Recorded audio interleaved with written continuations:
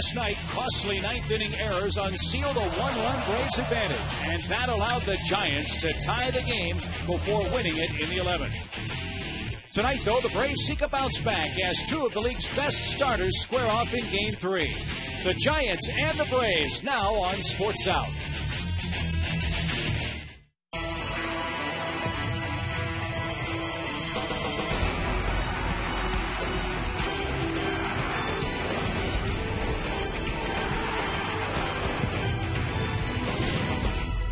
It's a warm, it's a sunny, and most importantly, dry night for baseball in Atlanta as the Braves and San Francisco Giants continue our four-game series. Tonight it's Game 3 here at beautiful Turner Field in Atlanta. And all year long, Atlanta Braves baseball on Sports South is presented by Academy Sports and Outdoors, the right stuff, and the low price.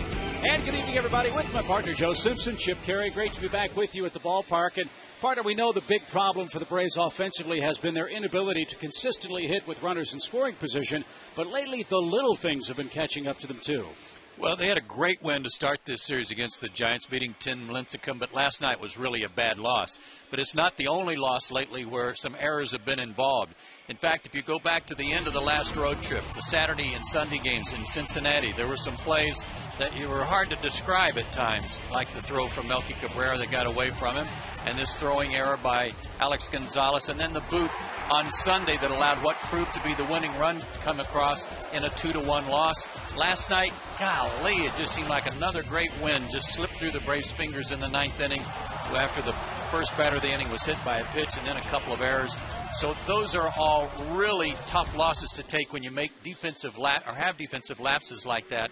And when you're not hitting, yes, they're magnified to a great extent. And if the Braves had 5 or 6 runs on the board, nobody would be talking about that today, but certainly huge right now. Because the Braves' lead in the National League East has been trimmed to 1. Yes, just one skinny game over the surging and second place Philadelphia Phillies. But tonight in Atlanta, it's Game 3 of the series and a marquee pitching matchup. Matt Kane for the Giants, Tim Hudson for the Braves, and we'll dig in deep with you right after this.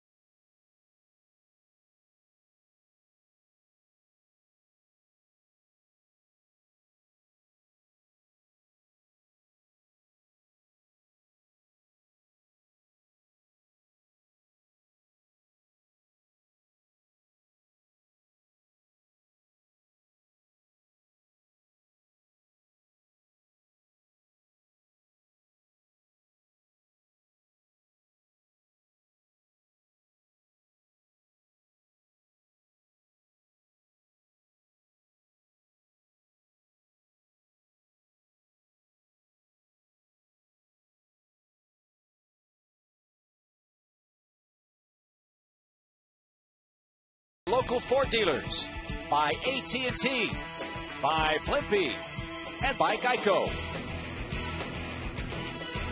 It is a beautiful Saturday night here in Atlanta. Game 3 of this Braves and Giants series. Good crowd gathering tonight here at Turner Field in Atlanta. And, partner, as we promised at the start of this series, we figured pitching would come at a premium, as would runs. Boy, it's been a great matchup night after night so far, and tonight no different. Pitching has dominated the first two games, no doubt about it, Chip. And when you see the numbers for the offense for both sides, you understand what we're talking about. ERA's outstanding for both sides. Only 5 runs allowed by either team. Braves won 3-2. Giants won 3-2. But how about this with runners on base? The Braves batters 2 for 17. Giants batters are 2 for 29, even when they get somebody on base. So the pitchers have been even tougher when they have runners aboard. Now for Tim Hudson, he goes tonight for the Braves, and he's looking for his 13th win. His last win, and it came in his last start against the Mets. Again, outstanding. 6 innings, 6 hits, 1 run allowed. And he really was masterful all night long on a very hot, humid night here on this homestand. But tonight he draws a guy who's equally as tough. Matt Kane doesn't have quite the record that Tim Hudson has. He's 9-8, but his ERA is actually a little better than Tim's. And recently these two guys have been on fire. Matt Kane has allowed just 5 runs in what amounts to his last 30 innings. Tim Hudson just 2 runs allowed in his last 20 2/3.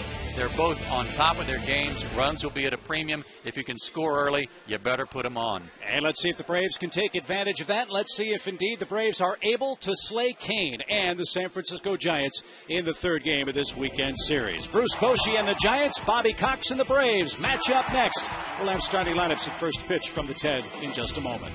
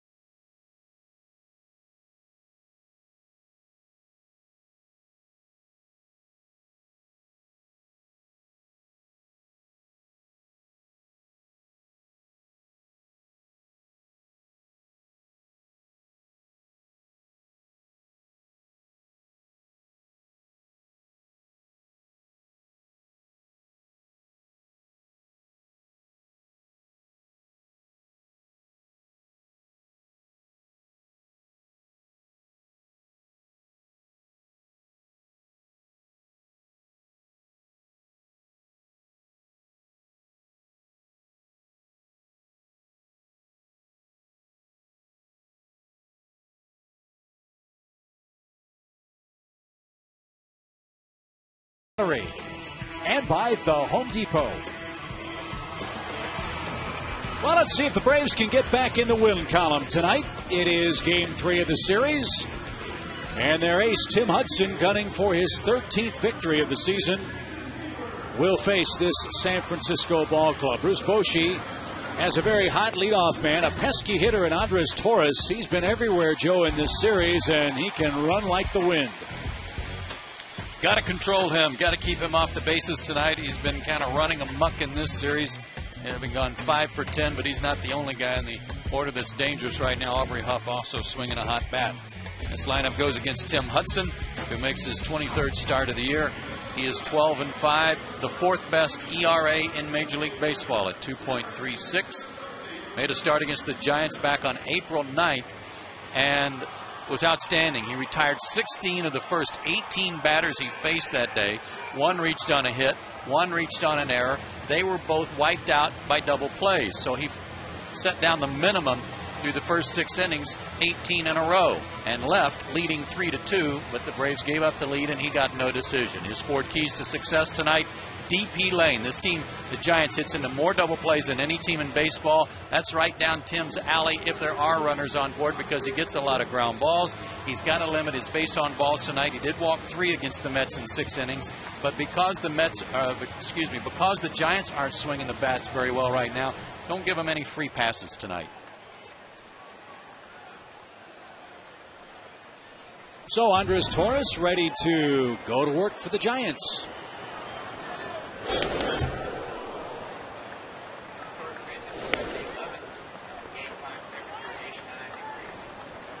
$89 at first pitch at Turner Field.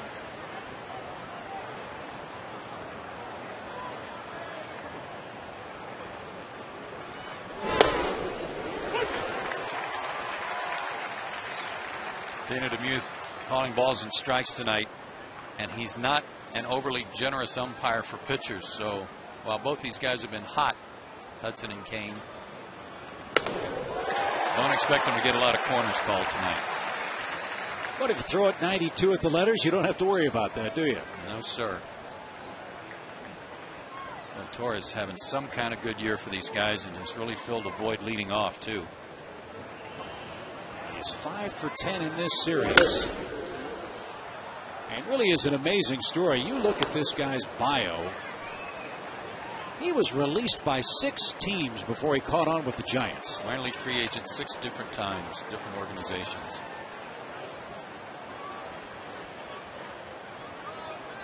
So a tip of the cap to him for not letting the dream die in the minor leagues, and now getting close to 300. A very good Giants club.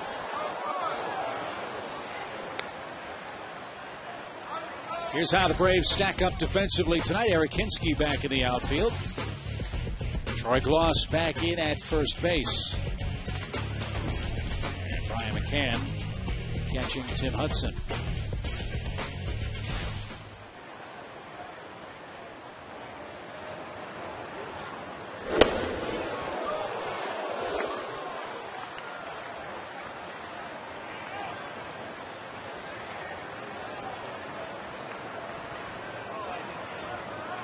Given up 1 run or less in 4 of his last 5 starts, and 5 of his last 7. But this guy's strong. I had to look it up too. The way the ball was jumping off his bat, I thought, well, this guy must be a little bigger than I thought, but not height-wise. He's 5'9", 195 pounds. Really solid, runs well, had some huge stolen base numbers in the minor leagues, and has stolen 2 in this series. Both came in the first inning last night and set up their first run.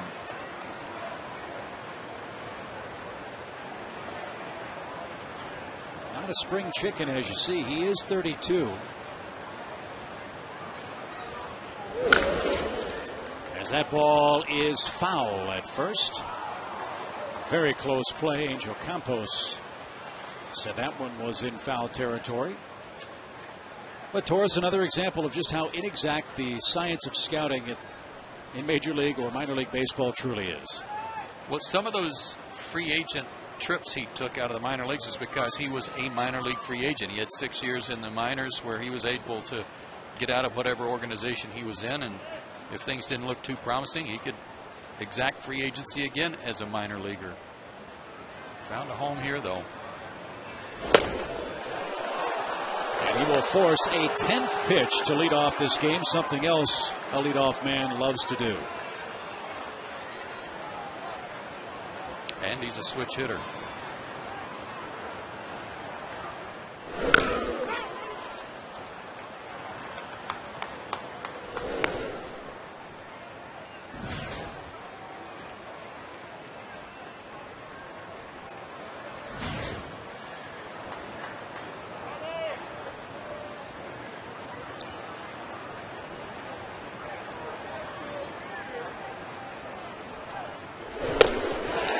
finally, Hudson wins the battle. But what a battle it was. 11 pitches to get the first out.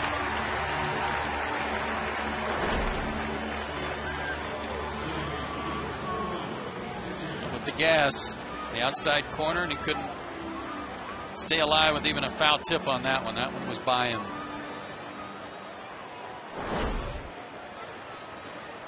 And that'll bring up Freddie Sanchez, former Pittsburgh Pirates star, now playing with the Giants at second base.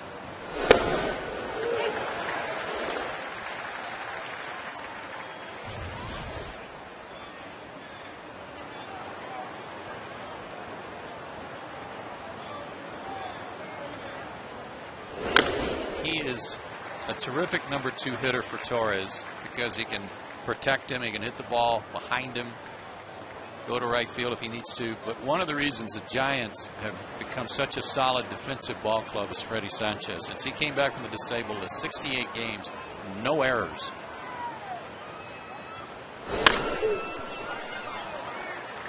A 3-pitch at bat earns Hudson his second first inning out. Yeah, when the Braves saw the Giants out west on our first road trip, Sanchez didn't play. No.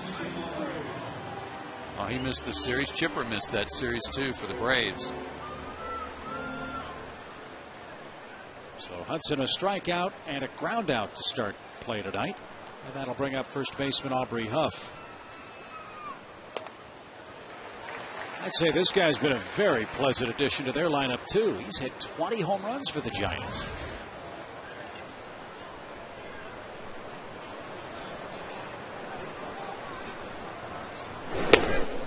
Funny though, last year at the trading deadline he was acquired by Detroit, hoping to instill a little pop in their lineup, and he just had a horrible time with the Tigers.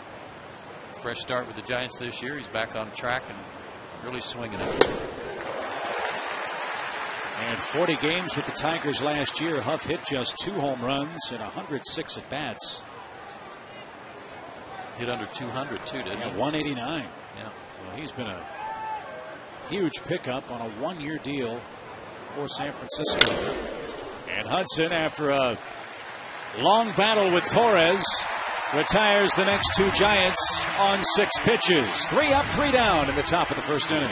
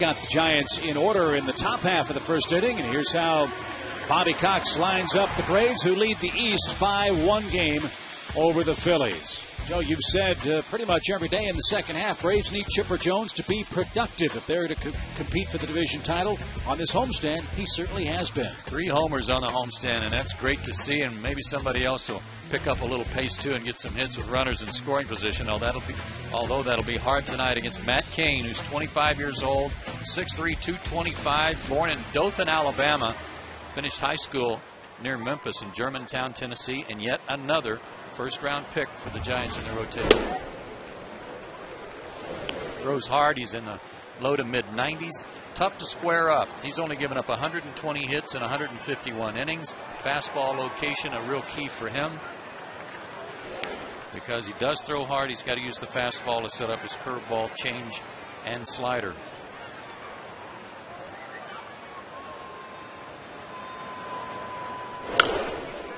Out of play by Omar Infante, who has been everything you could ask for and more from day one of this season. And in filling in for Martin Prado in the leadoff spot, has a 9-game hitting streak working.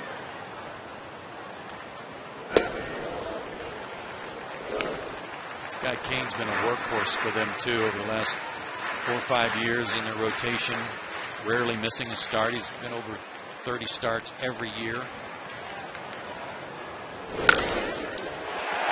Leadoff hit for Infante.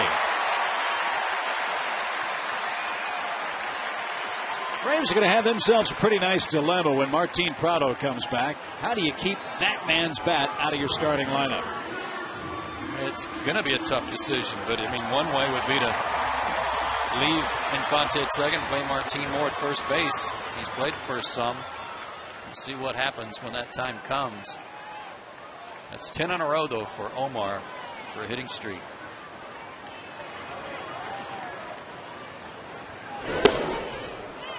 And as hot as Omar has been, Jason would like to warm up on the homestand. Just 2 for 20.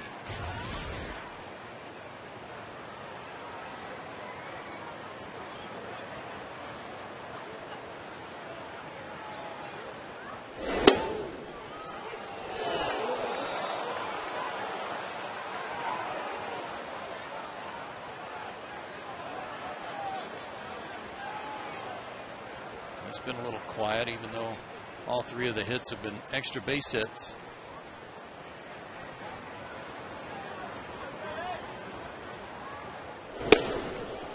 You're facing a staff with the Giants that can put a bunch of 0 for 4s or 0 for 5s on you in a big hurry, fast. So you have to temper some of those numbers with knowledge that it's one of the best pitching staffs in baseball.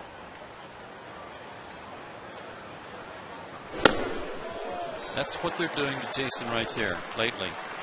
Trying to keep everything away that he can see, that he might be able to reach a little bit off the plate, make him reach for it, and then keep him honest, stand him up with a fastball high and tight to keep him honest. And let's see if Kane goes right back outside. See what Posey sets up. They came in. And right by him. And his fastball's a good one. That one was at 92, but he'll get as high as 94. Strong guy, 6'3", 225. And again, just 25 years old. Got to the big leagues when he was 20. Infante's running, and Hayward pops it back toward us. When the Giants came to town, everybody was talking about how hot it was and how humid it was in Atlanta, and how, from a general standpoint, everybody figured that would play into Atlanta's hands because the Giants do not play in hot weather. Tim Lincecum, for one, does not like pitching in hot weather. But by and large, everybody else in the Giants said they were looking forward to it. They wanted some heat. Again, Infante runs. Posey's throw is... Oh, they're going to call him out. Infante tagged on the back of the shoe, I suppose, on a terrible throw. And a strike him out, throw him out, double play. Well, it's C.B. Buckner out there, so we're going to have to check the replay to find out. Horrible throw and a good call. An absolutely good call, the right call by C.B. Buckner. My apologies. Yep, he was out. Good play by Uribe. So base is clear now for Chipper Jones. We showed you his good work on the homestand.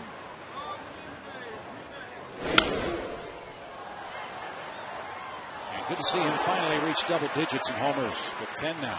He's just throwing the big end of that bat again. asked him a couple of days ago how he was feeling. He said, I feel good.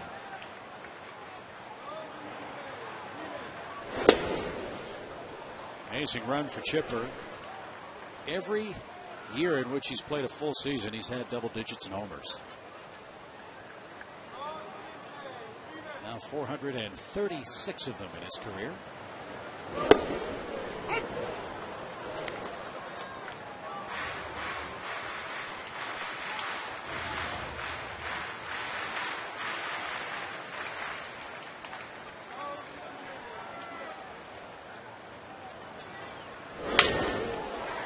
Broken bat, little flare. Kung Fu Panda can't get it.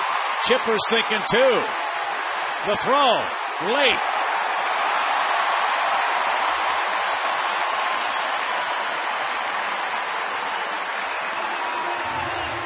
Legs are feeling good too. Otherwise, he wouldn't have even thought about trying to get two out of this.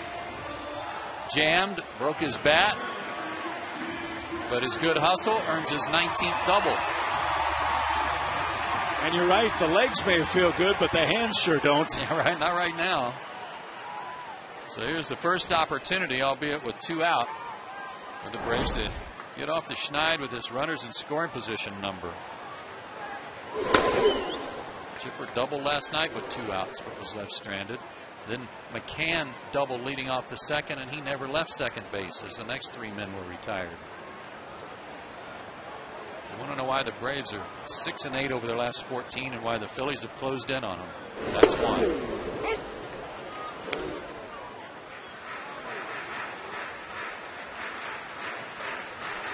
Phillies have gone 12-2 over their last 14. The Braves have gone 6-8.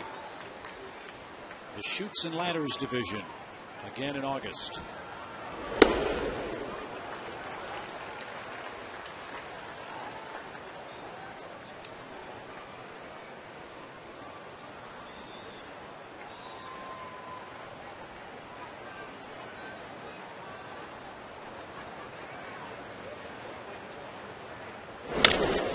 To second.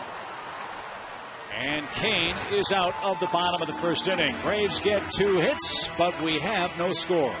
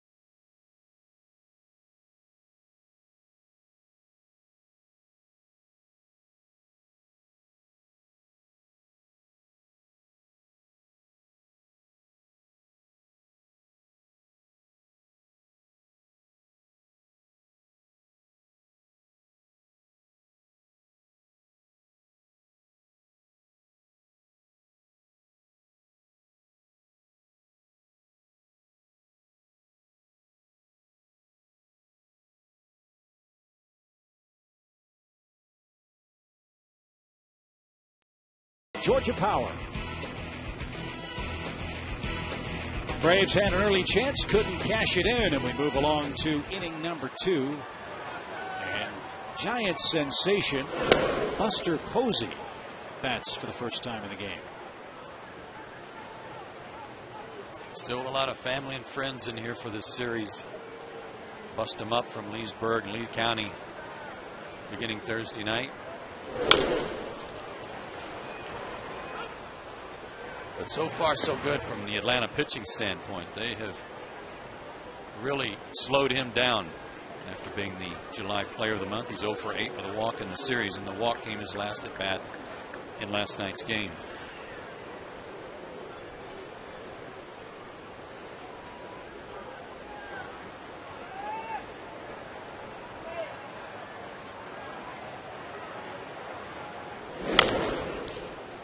And a chopper to Chipper at third. A strikeout, 3 ground ball outs from Tim Hudson.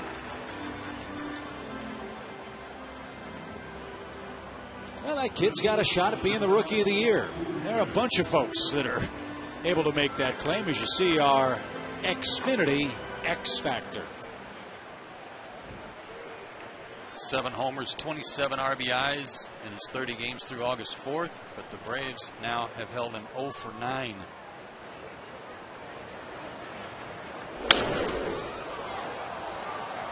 Driven foul by Juan Uribe, strike 1 to the Giants shortstop.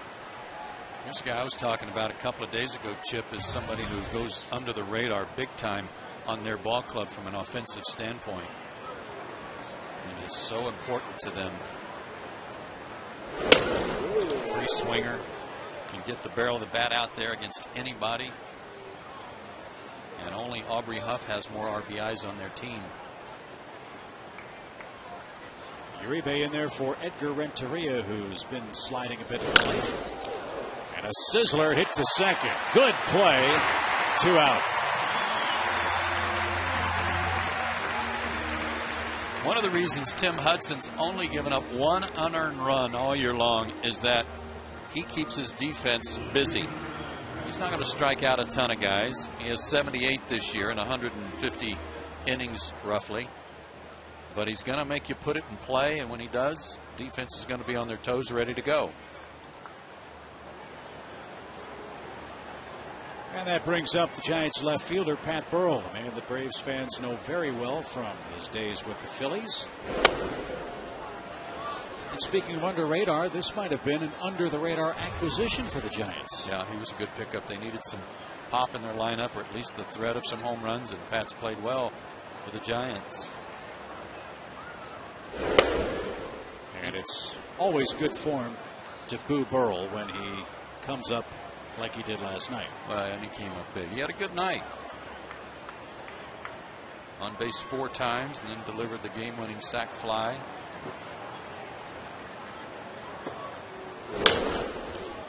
Two walks, a single, a double, and then in the 11th with the bases loaded against Peter Moylan.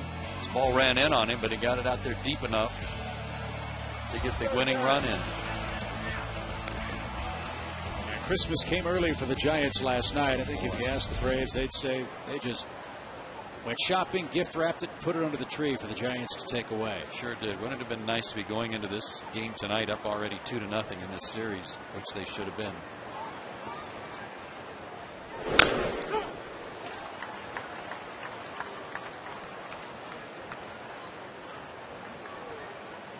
But if you have to live with the reality of last night, who better to start you back in good form than the man on the mound for the Braves? Tim Hudson has struck out his second man and has retired the first 6 he's faced in a scoreless game.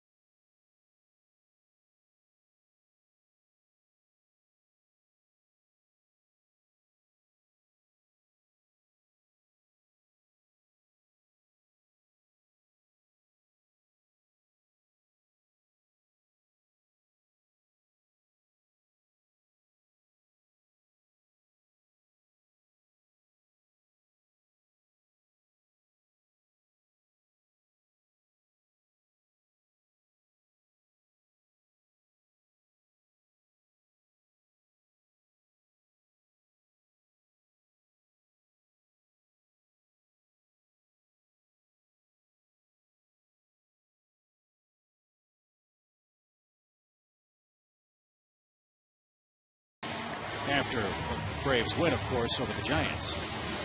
Is it football season? Not quite yet, but coming close, isn't it? are they in 2 days now? Has that started yet? I think so. Yikes. Here's Hinsky to start the Braves second.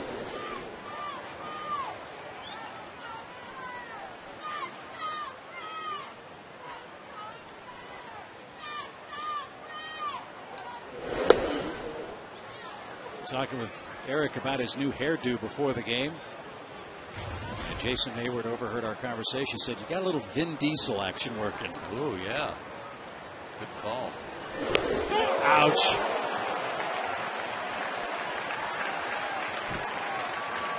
Now he's smiling about that one. Earlier this year he wasn't.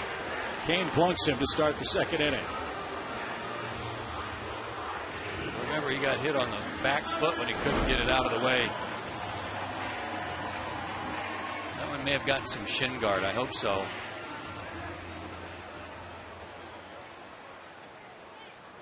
Maybe not. Might have gotten him on the toe. But leadoff man aboard. Second time in as many innings. And the Braves shortstop Alex Gonzalez is up.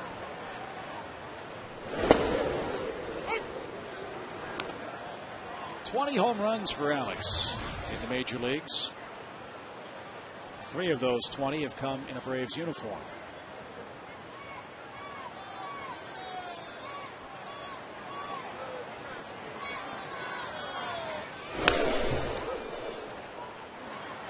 He's one of those power hitters that in today's game you don't see too often, in that he keeps both hands on the bat, even all the way through his follow through. A lot of guys with the high finish, the high follow through, top hand comes off the bat near the end of the swing. Not Alex.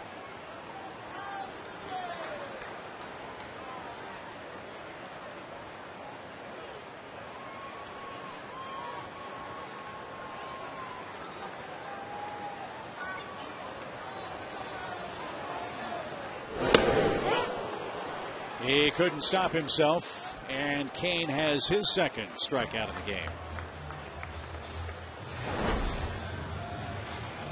Went upstairs, you can see Posey up out of his crouch, trying to get that high fastball. The Giants do that as much as anybody. I'd say Washington does it a lot too, where the catcher wants the target up high,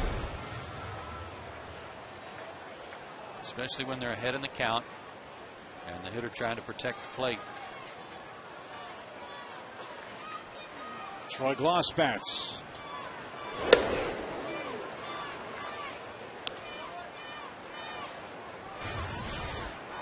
Troy's struggles at the plate have been well documented. And his average down close to 240. Double play ball maybe. There's one, and there's two. And that retires the side. We are through 2 in Atlanta, and still no score.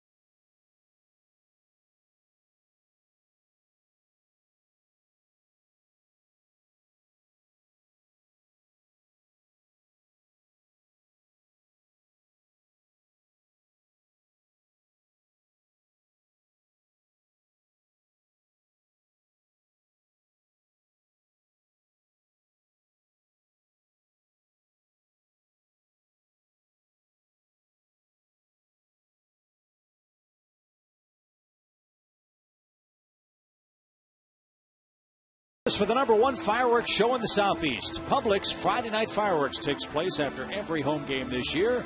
The Braves' next Friday game is August 13th when the Dodgers come to town. For tickets, visit braves.com/tickets. Unfortunately, last night, city ordinance prevented any fireworks because of the late finish of the ball game after the rain delay and extra innings. Disappointing. And we have no one to blame but Rick Camp for that. Yeah, right. It's all Rick's fault. Here's Sandoval. Not quite the same player in 2010 as he was last season for the Giants.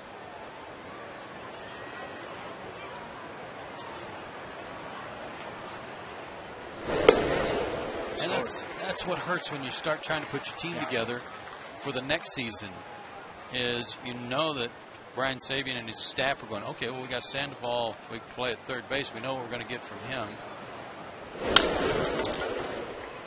Rounds to short on a 2-strike pitch. You know, and we still need some pop in our lineup, but he gave us some, so we really don't need any real help on the corners. And yet he hasn't fulfilled those numbers this year, and it's really hurt their offense. Yeah, he had .330 last year. Yeah. Man, 70 points lower, or 70 points higher than he's batting in 2010. He did say in the papers today he's not going to play winter ball. He's going to work out in San Diego and be ready to go from day one of spring training. Well, he's one of those guys. He's got that body type. I mean, he's going to have to really watch it at 5'11", 260. He's Prince Fielder-like, I guess. And a little bit taller. Yeah. But, yeah, same thing in terms of having to really stay in good shape or it can get away from him. Giants center fielder Aaron Rowand batting .248.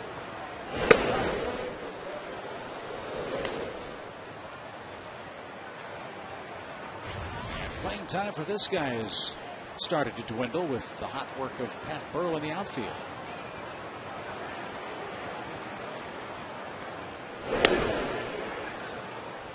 Well, he started when he started struggling a little bit early in the season. It's kind of what opened the door for Andres Torres too, and it gave Bruce Bochy another option in center field.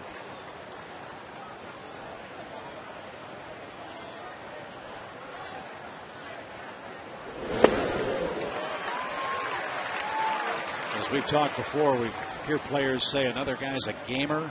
It's a great compliment. I don't think you can exclude Rowan from that list of players. No, he'll definitely make that list. Top 10.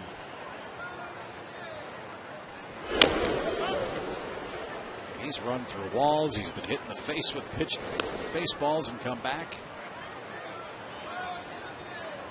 Really holds his hands low in his stance, but brings him up a little bit as the ball's about to be delivered.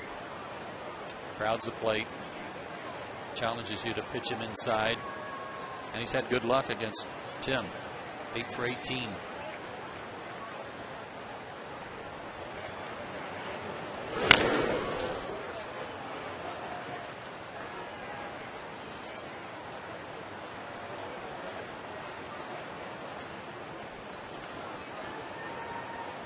Day off for the Braves outfielders so far tonight. Everything's been on the ground or in the glove of McCann to start the game.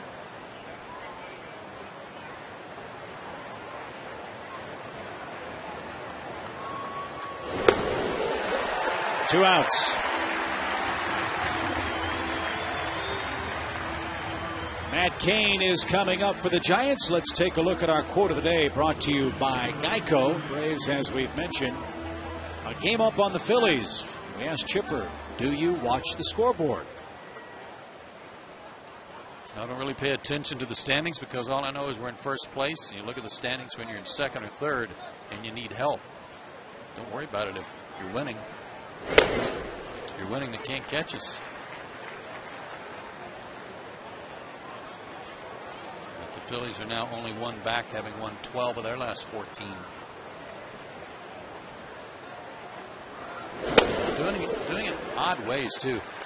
They'll get ahead, then lose the lead, fall behind, be trailing in the 8th, score about 5 or 6 runs in the 8th inning, and then give up about 4 or 5 in the 9th and hang on to win. How about Hudson? Perfect through 3 with 4 strikeouts.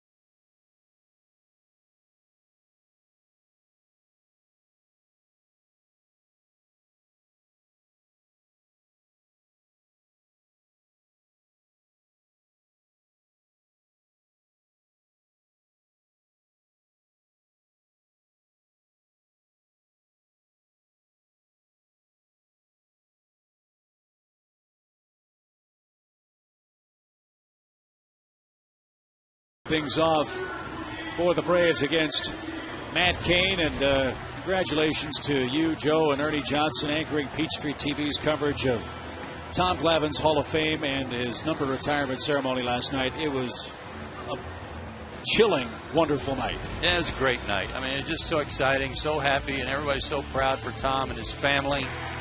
And after the hour-and-a-half rain delay, I mean, a packed house here to enjoy it.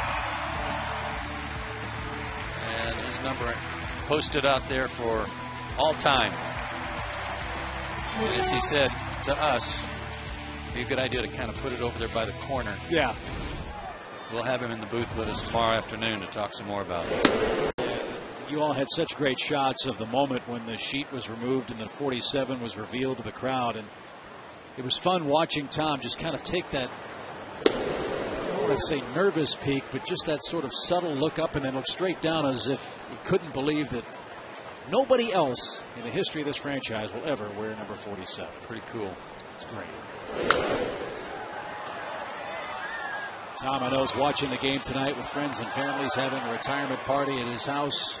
And Tommy can't wait to see it tomorrow. And for all of us at Sports South, congratulations and job well done with the speech and the luncheon. And, of course, your great career with the Braves. One out is Ann Keel down on strikes. One thing I forgot to ask him yesterday, and I want to make sure I ask him tomorrow. In fact, I've already got it written in my scorebook for tomorrow, so don't forget, is how he got 47.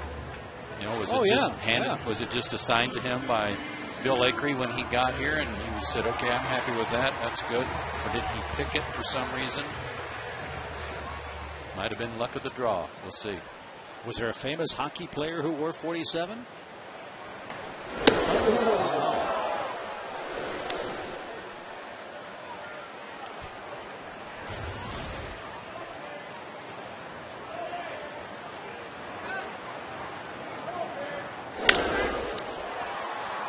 In the air, but slicing foul into the seats off the bat of Tim Hudson. When you have a good year at the plate like Tim's having, you can't sneak up on anybody. You're kind of hoping that a guy like Matt Kane feels sorry for you because you're the pitcher and you're having to hit.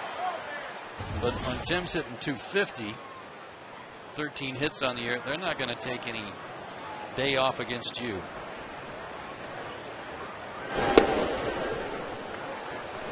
Well, at 250, Tim has a higher batting average than the two guys hitting in front of him in the lineup. So, yeah, you can't ignore him. Down the right field line.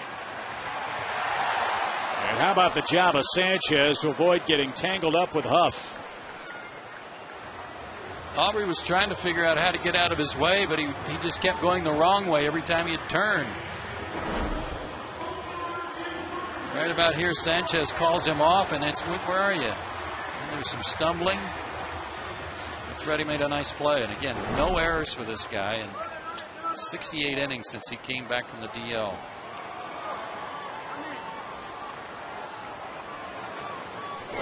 Do you remember Sanchez being that good of a fielder with the Pirates? I mean, he may have been. I just can't remember how good a glove he had. I remember him being pretty solid. Yeah, maybe not 0 for 68 on the air department, but pretty good.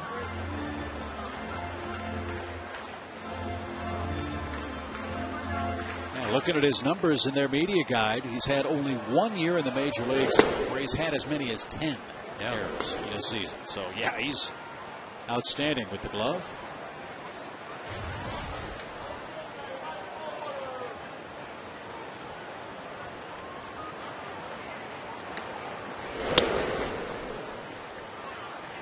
Three balls and a strike again to Infante.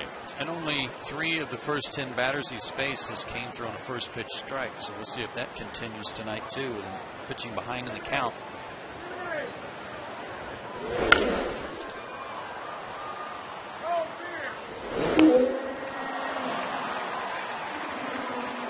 Nice one-handed catch down there in the club level by a fan.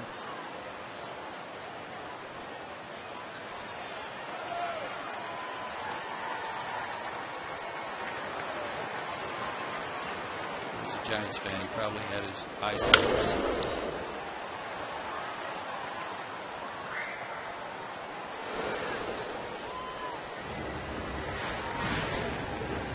I'm happy for you too, lady.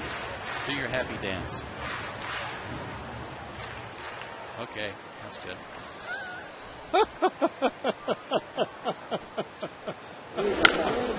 In the air to left. And playable for Pat Burrell. Kane and Hudson are dancing. The hitters aren't. Still no score here in the bottom of the third inning.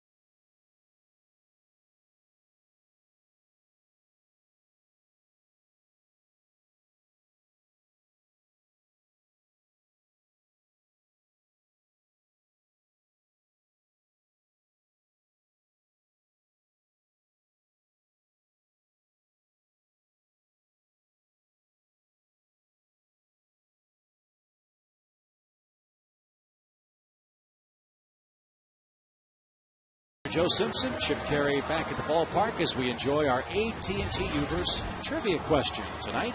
Let's get after it. We've got a pretty good roll going on. Who's the last Giant to win the Rookie of the Year? We got to be able to get that. I mean, that's only one person. Lately, we've been getting questions where we've got to fill in the gaps on about 3 or 4 Yeah, people. it's totally unfair.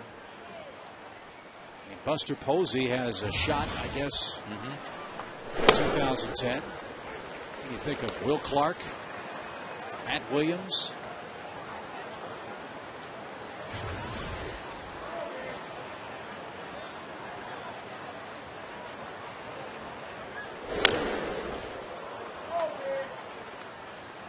So many different guys have stepped up to challenge Jason Hayward for Rookie of the Year, since it looked like he was a shoo-in at the beginning of the year. But these two Georgia guys right in the thick of it.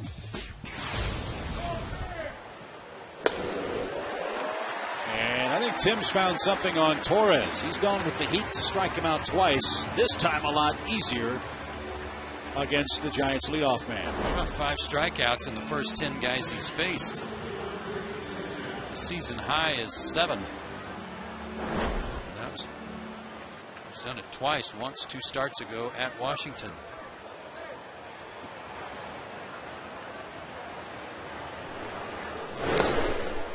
He's pitched in some really tough, hot, humid weather his last 2 or 3 starts too. And while tonight it was 89 degrees at game time, I don't think the humidity's quite as high, and you don't see him quite as lathered up as usual. There's a little bit of a breeze, it would appear. Flag above the scoreboard blowing from right field to the left field corners. That'll refresh fans and foes alike.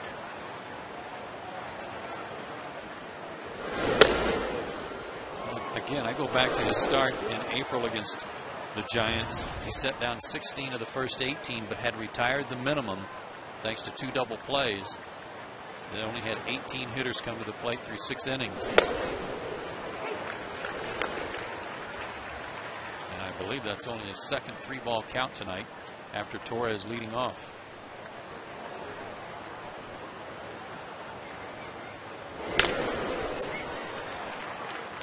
You mentioned the strikeouts. And while 5 of them are great, that's really not Tim's MO. He wants contact early in the count.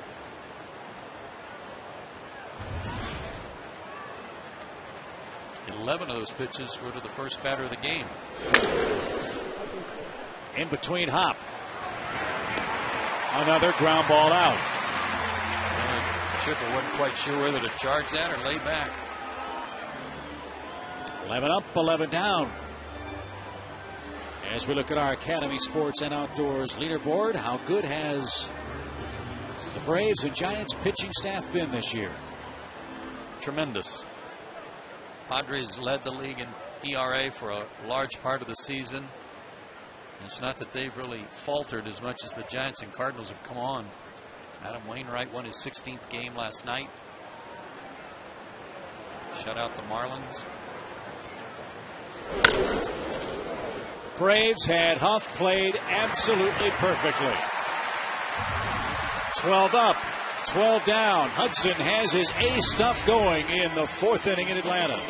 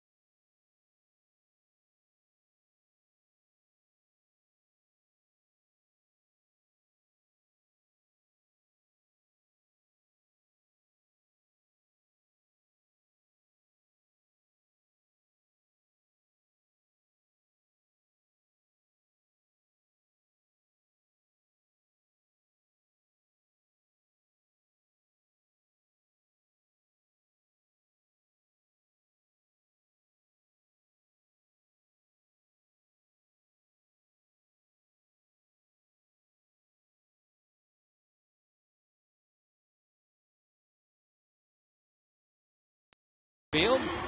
And fans, you can guarantee yourself Braves postseason tickets when you buy a 2010 prorated season ticket plan, starting at only $6 a ticket. Be at Turner Field for the race for the pennant. Secure your postseason tickets today. To order, visit Braves.com/tickets or call 404-577-9100.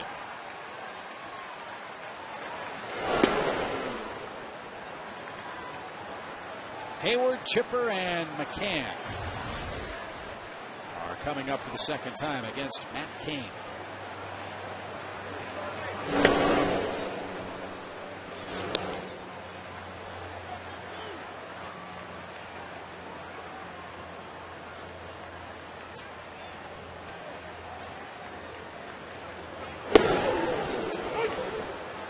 You mentioned Tim Hudson.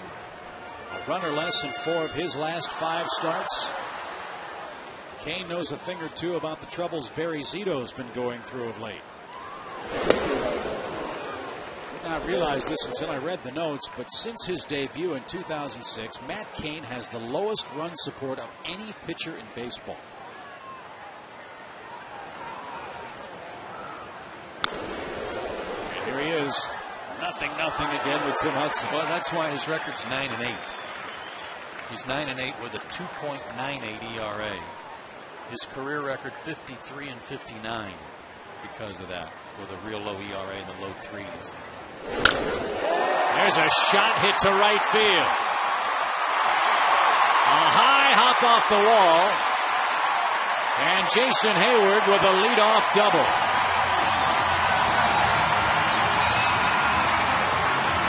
This is what Bobby Cox and Terry Pendleton have been looking for Jason to hit the ball with more authority to the right side of second base. And he got out and around on this fastball that was up a little bit, and the point of contact was out front. He didn't let it travel quite so deep on him, where he had to sort of fight it off. They want to see him yanking that ball a little bit more and getting the head of the bat out there a little quicker on anything that's hard, fastballs. And here's now one of those little things, spots that we talked about in the open, Joe. Runner at second, nobody out in a scoreless game. And look at what Chipper just tried to do with that first pitch. I don't care where you're hitting in the order, when your team is scuffling with runners in scoring position, having a hard time scoring runs, you still have to do the little things too. And that's get this guy over, something the Braves are about 0 for their last 10 on.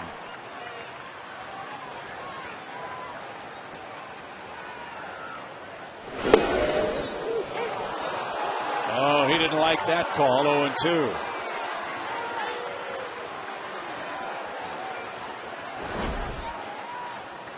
See what Fox Tracks tells us. Chipper thought it was low. Fox Tracks says it had the bottom part of the zone.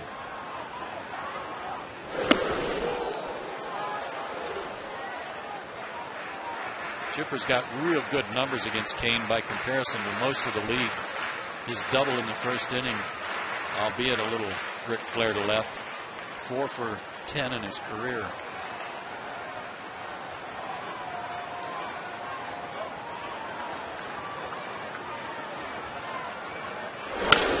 There's a shot to right. Will Hayward try to tag? It'll drop safely. He won't have to tag. Chipper got him over. First and third, nobody out. And he's 2 for 2. Yes, he is.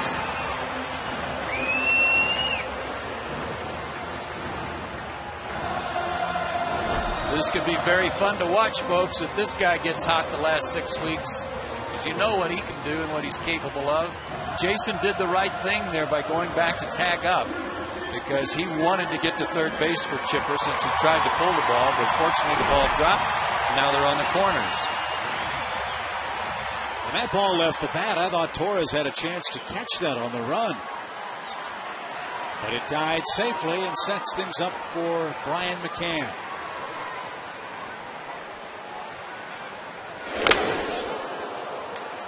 Strike one.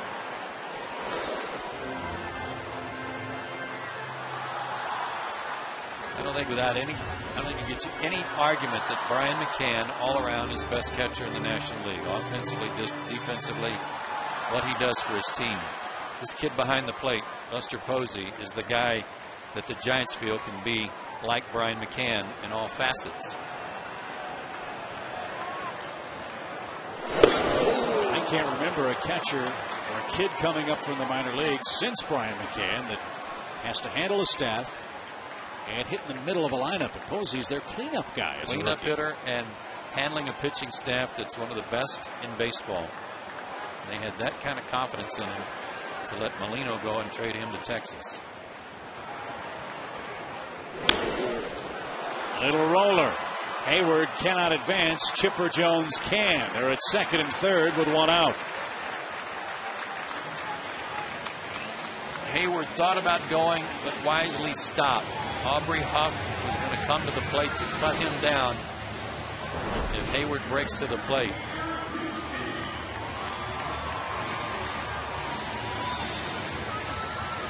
So at the very least, there's two in the scoring position, but Brian, as he went back to the dugout, upset that he didn't get that runner in from third.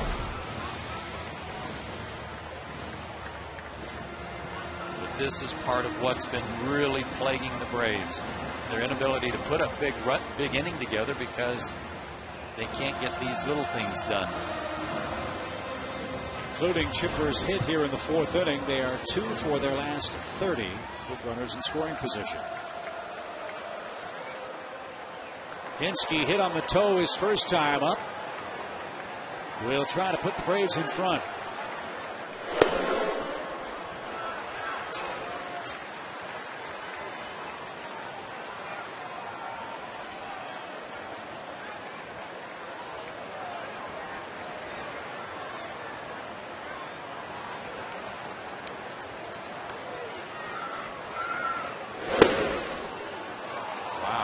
Like the same spot. That's a very generous call from Dana DeMuth on a normal basis. As I told you, typically he's not a real wide corner guy.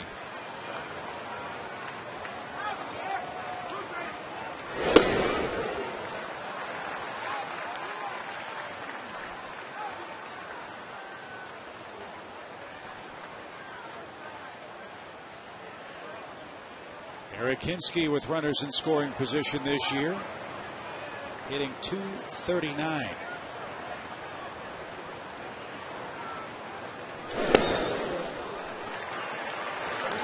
And now, way ahead in the count with first base open and a right-hand hitter on deck.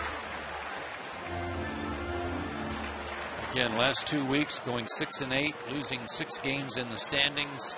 That bottom line, a key part.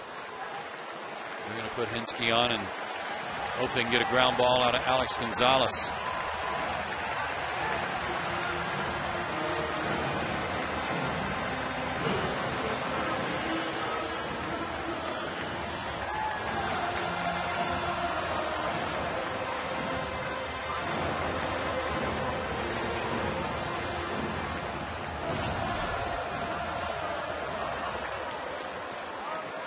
Alex looking for his first hit as a Brave with a runner in scoring position in less than 2 outs.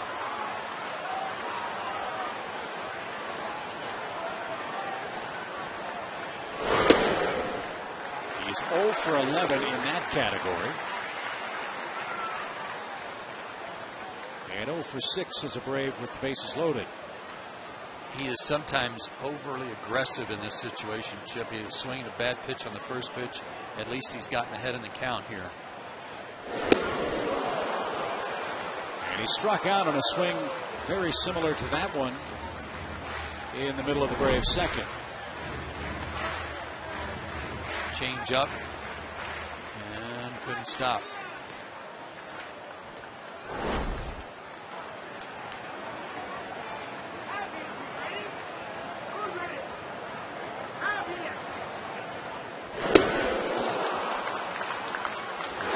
Fastball again. Braves as a team with the bases loaded. Grounded into more double plays than anybody in the majors. 15 of them. 32 strikeouts. Sure need a hit here. At the very least, need to get one in and take the lead.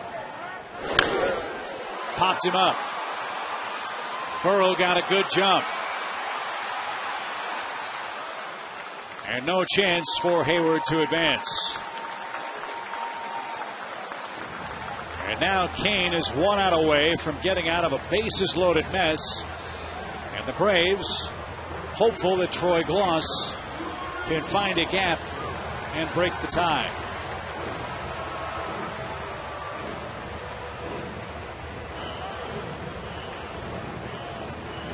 One thing that Terry Pendleton told me he and Troy worked on today was trying to get Troy to hit the ball a little more up the middle and to right field, something he was pretty good at doing early in the season. But because he doesn't have a lot of strength in his lower half, with the knees really bothering him, he can't really drive the ball unless the pitcher makes a mistake to him. So let's see if he tries to drive the ball the other way, using his hands a little more. Well, the stat that might surprise you is this. Troy Gloss, minimum 40 at-bats, second highest average amongst Braves hitters with runners in scoring position at 2 outs. Well, so much of that damage came in May and the early part of June. Jason Hayward leads the club in that stat. And now Troy ahead 2-0.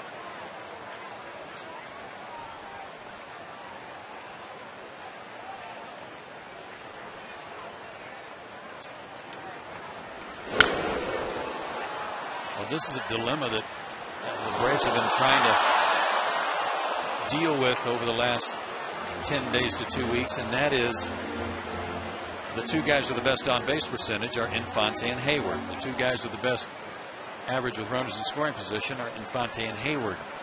So if you want to put them lower in the order, you sacrifice them getting somebody else that's going to have to get on base at the top of the order.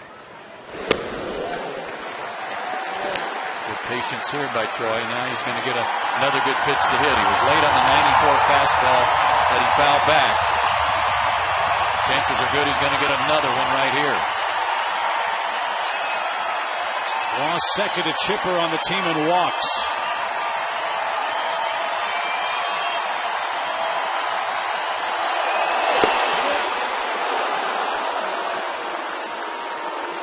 Like Tim Hudson, Matt Kane is one of those guys that when he has guys on base, he gets tougher.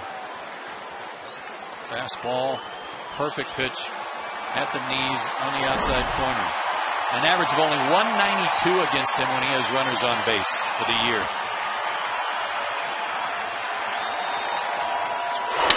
Up the middle! Hayward scores. Chipper will score, and Troy Gloss with 2 outs gives the Braves the lead.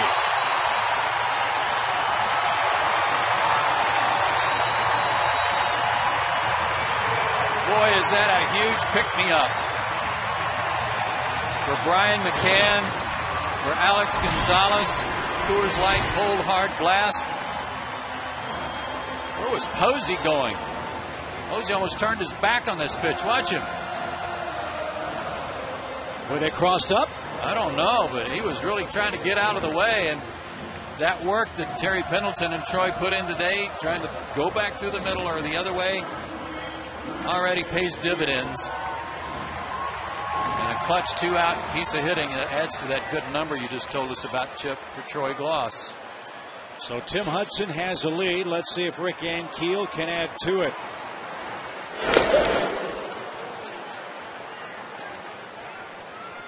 That is a big hit. You mentioned the Giants and how they've held their opponents down with runners in scoring position. That one hammered to right. Torres on the run. That's off the base of the wall. That'll score a run. And Keel with a double.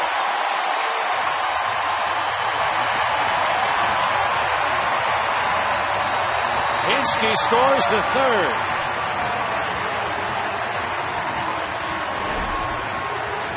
Watch him just flip his wrists on this. That ball might have been a ball outside. Posey shifting to his left. And Rick went out around that and just used his hands and wrists to flip the big end of the bat to the ball, and that just jumped off his bat. That was impressive. Almost hit it out. And maybe, just maybe, this game for the Braves offense taking on Martin Prado's grand slam in Milwaukee. Remember how the Braves early in the year were struggling so mightily until that long home run at Miller Park? Right. That blow allowed everybody to relax, and the Braves went on a tear. Maybe Gloss's hit has started that for the Braves. Open the floodgates.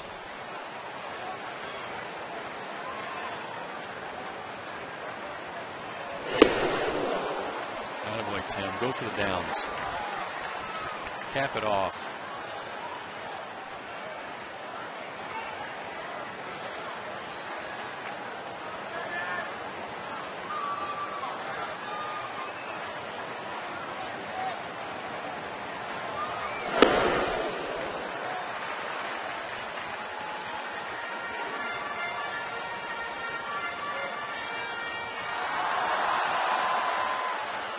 That's a little more like it. 3 for 6.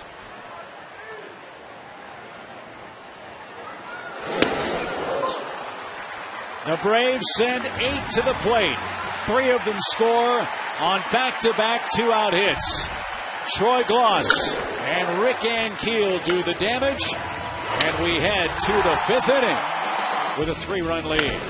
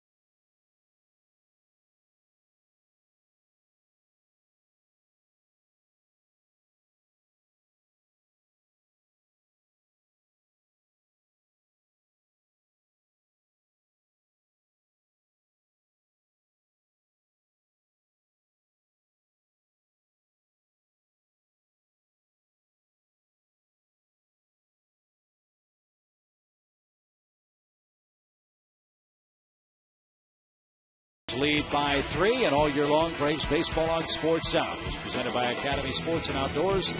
The right stuff, the Lou Price. A little Sarah Evans, suds in the bucket going here at the ballpark. Everybody happy. 3-run inning. Sarah performs after the game tonight before this big crowd. She sang the national anthem and did a great job. Speaking of great jobs, Tim Hudson hasn't allowed anybody to reach base in this game yet. He has struck out 5 men. Every out has either been via strikeout or ground ball.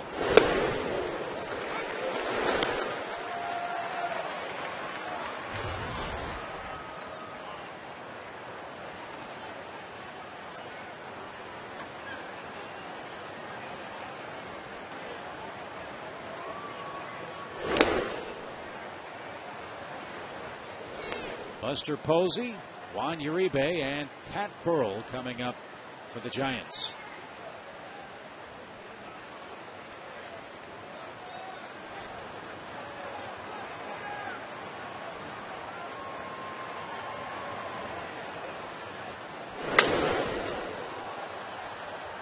Still trying to figure out what happened to Buster Posey on that base hit by Gloss. Because, I mean, as a catcher, you're taught not to turn like that. I mean, all the equipment faces one way. Shin guards, chest protector, mask, and other vital equipment. You don't have any equipment on your side. Watch him again. Watch how he spins here on this ball. I think you're right, Chip. I think he really got crossed up because he moved his glove way over and the ball wasn't going where his glove was going. And that's why he flinched, like he was expecting a slider and didn't get it. And as you said, he was in a real vulnerable spot. Yeah. You could see his whole forearm, his wrist, side exposed. If that ball had been fouled back, that would have been big trouble. Alex can't get it as it bounces off the side of the mound. And Buster Posey hits a 2-strike pitch up the middle for the first Giants hit of the game. And his first hit of the series.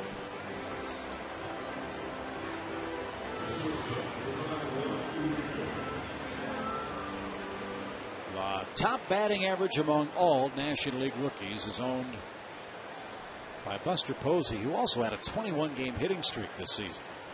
I think it was the longest by a rookie in Giants history since Willie McCovey, who had one for 22. Wow.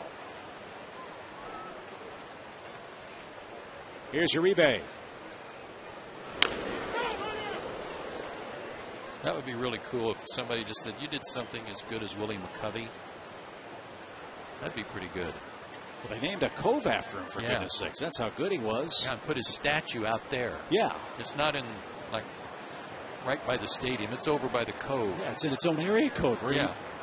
Had he played at AT&T Park, that's about where he would have hit him.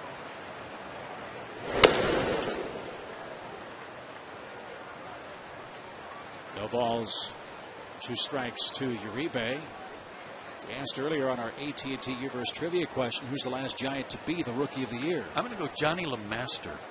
All right, I'll go Matt Williams. And I was half right. I got John. Half credit. That counts. Okay. For the count. John yeah. Montefusco.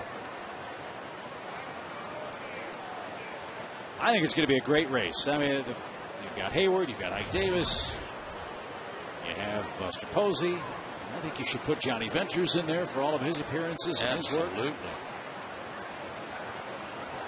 Garcia, the kid for the Cardinals. I mean, there's a bunch of guys that are off to great starts in their big league careers. Tim Hudson's got a remarkable stat behind all of his numbers, and that is if you give him a 3-run lead while he's still in the game, 129-2. He's got 14 no decisions mixed in there too. But you like your chances when he's got a 3-run lead and still pitching. That'll scatter the Giants.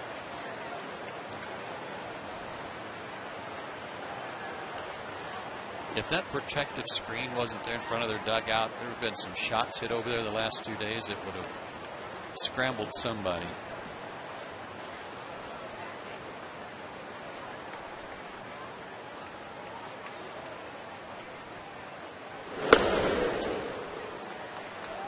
Three balls, 2 strikes. They hit into 3 double plays last night. They've hit into 100, I think it's 108 on the year.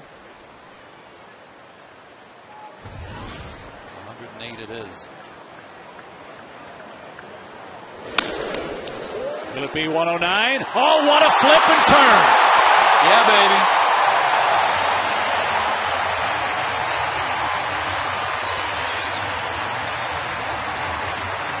Thumbs up indeed. That was some kind of play. And he did it while he was going to the ground and his glove just barely off the ground. Nice scoop before he had to lay out. Our Toyota Tacoma play of the game. Look at that. Perfect lead for Omar. Double play number 109 and a beauty. So they're clear for Burrell, who struck out his first and only time up.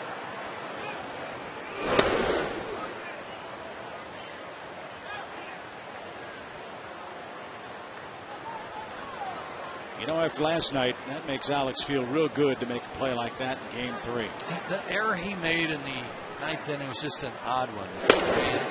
It's almost like it kind of caught Omar just off balance a little bit, trying to slide out to the right to catch the ball without turning his glove over to the backhand side.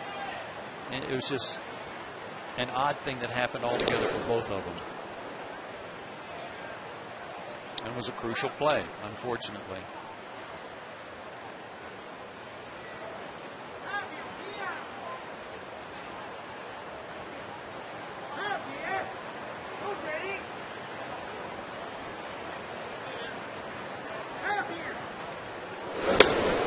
Talk a lot about infielders and their gloves versus outfielders and their gloves. You take a look at Alex Gonzalez's glove and you understand why infielders use smaller gloves. On a play like that, they don't want the ball buried in the pocket of their glove. They're able to catch the ball but release it in such a way that it doesn't get hung up in there. And it's not hard then to go in and get the ball with your bare hand if you've got to make a throw. Those guys protect those things like they're kids, don't they? Mm-hmm. I mean, that is fun to watch. For the game, guys are working on their gloves, taking the ends of the bats and pounding in the pocket to get the feel of the glove just right. Well, they've got their gamer, and then they've got another one they're always working on as a standby in case something happens to the gamer. Cue shot to first, and that'll be easy for Troy Gloss. Tim Hudson keeps momentum in the Braves dugout, courtesy of some leathered larceny up the middle. A beautiful 6-4-3 double play helps shut down the Giants in the fifth.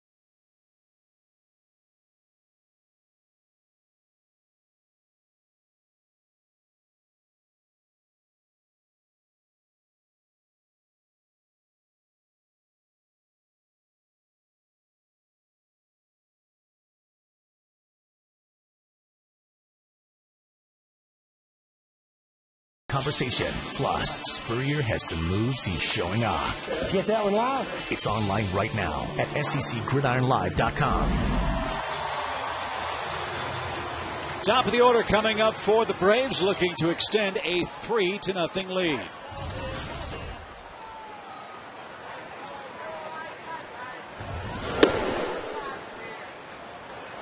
We'll keep you updated on the Phillies and the Mets. They are battling tonight. Braves by a game in the East. Torres in right. Back to a step shy of the wall. One out. Putting some good swings on this guy after the double by Jason leading off the fourth.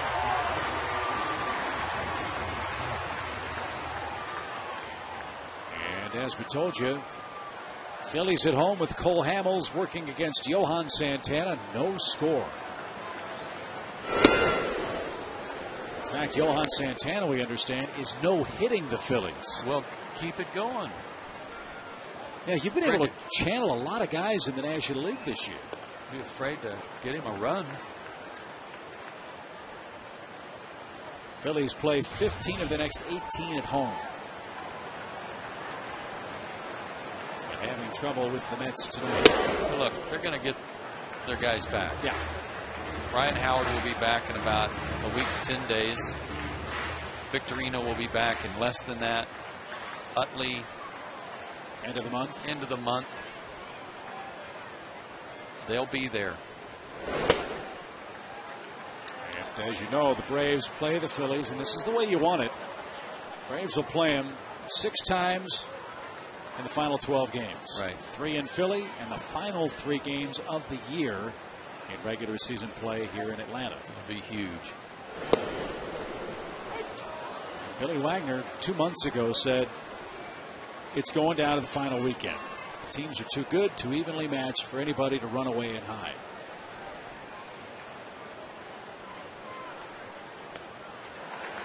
Hayward walks with 1 out. And I know when you and John Smoltz were working together, we called it the Chutes and Ladders division because July 22nd, it looked like the Braves were going to run away and hide. But since...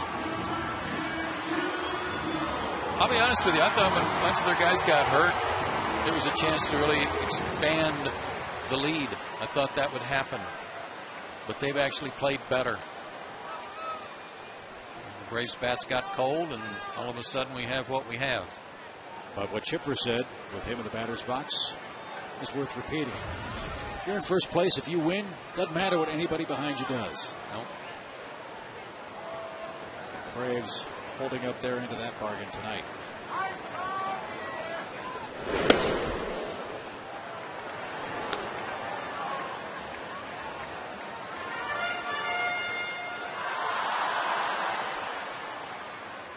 Chipper's giving pitchers and catchers a lot to think about right now. He's driving the ball out of the ballpark. He has 2 hits already tonight. Neither one hit especially hard, but he's putting wood on the ball. And they're not quite sure how to pitch him now. Got Terry Pendleton's attention down there at the end of the dugout. Well, it's funny. Remember when we were on our long road trip that ended in Minneapolis? That's when all the Chipper Jones may retire talk started. Well, the hot hitting has started since then, too. Yep.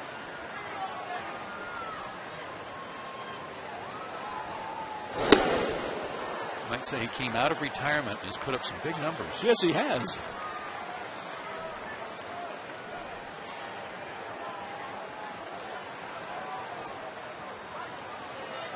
Two more hits for him tonight. Scored the Braves' 2nd run.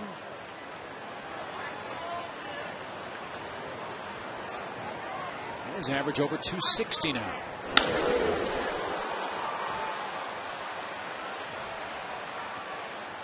Well, Matt Kane is a Chipper Jones type of guy.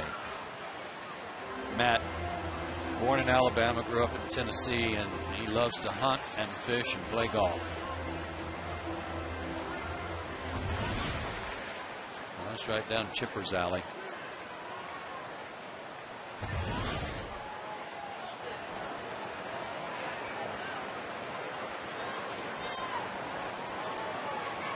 Hayward got a good jump. And we'll do it again. A ball, 2 strikes.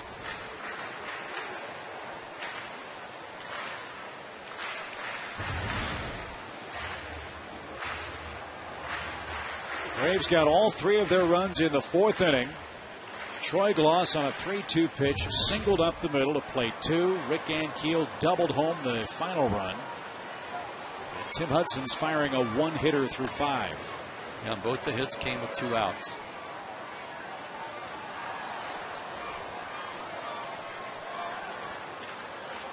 And a real confidence boost, we hope, for Troy Glaus.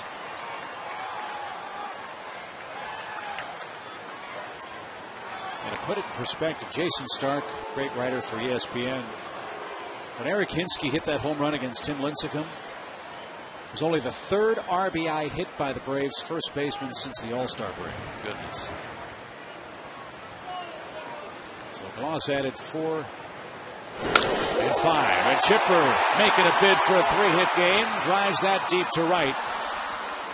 What is the second out? Man, I thought he hit that better than that. I thought at the very least that was a gapper. Got it off the end of the bat a little bit, though. Got it out front, but he just didn't get the sweet spot on it. How much of a difference is that distance? On the less than an inch. I mean, it's a fraction. Amazing. Here's McCann, 0 for 2. And sure-handed Freddie Sanchez retires the Braves catcher. We head to the 6th inning.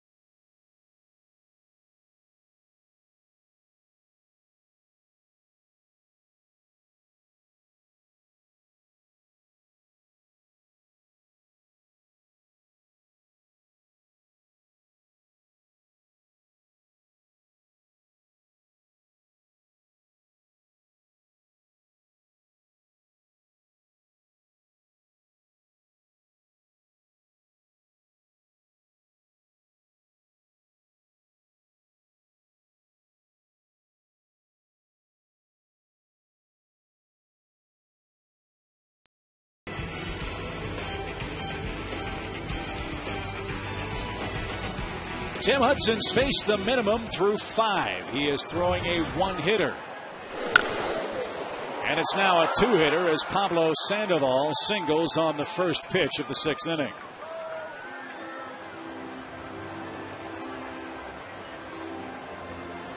Braves outfield has had to handle just 2 balls in this game. Both of them hits. Posey's 5th inning single and that one from Sandoval. Everything else on the infield tonight. That is an indication of good stuff. That's an indication, like right from the get-go tonight, that Tim's got good movement. Ball sinking. He's throwing hard, too.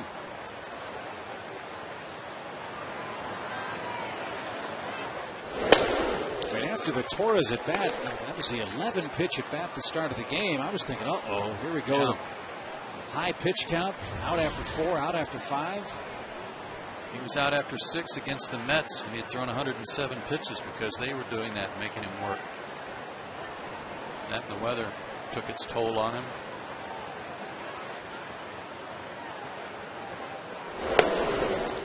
Taking away those 11 pitches to Torres, Tim has thrown just 64 to the rest of this Giant lineup card.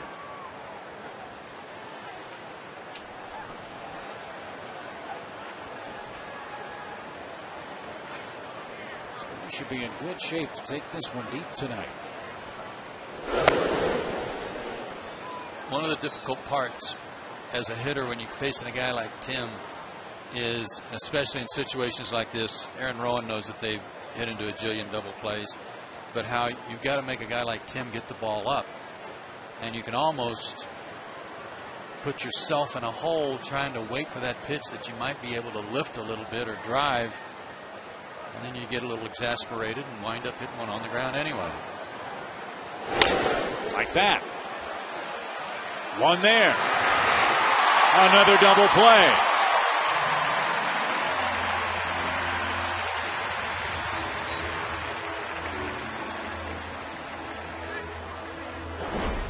He's the best in the league at getting the double play ball.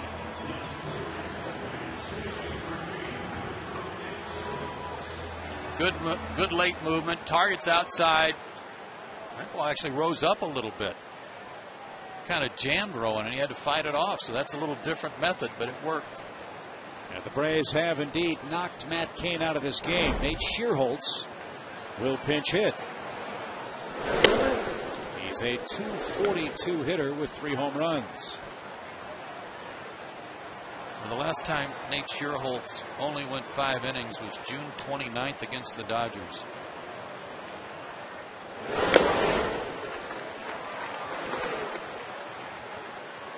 He has been outstanding, folks. The Braves have knocked him out. Shearholtz,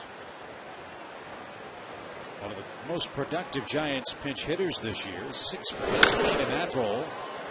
And that'll be 6 for 19 once Ankiel catches up. And Hudson, using the double play ball in the middle innings, sends this one to the bottom of the 6th inning, leading by 3.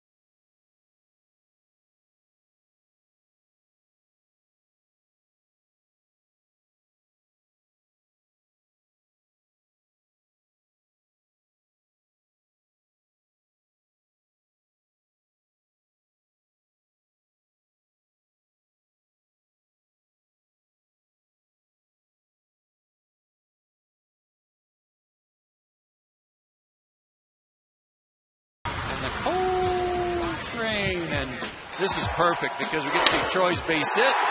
Drives in 2. We get to see Buster Posey trying to get out of the way, trying to find a place to hide because he got crossed up. Great picture right there. That was the Coors Light Freeze Can, brought to you by Frostbrewed Coors Light. So the Braves have knocked Matt Kane out of the ball game. And now take a look at Ramon Ramirez, right-handed relief pitcher for the Giants. And Ramirez will face the middle part of the Braves order. Eric Hinsky, Alex Gonzalez, and Troy Gloss.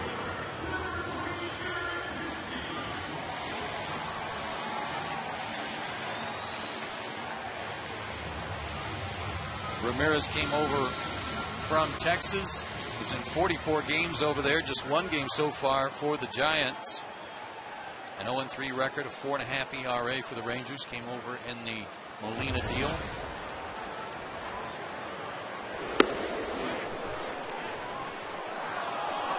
And Hinsky disagreed, thought he checked his swing.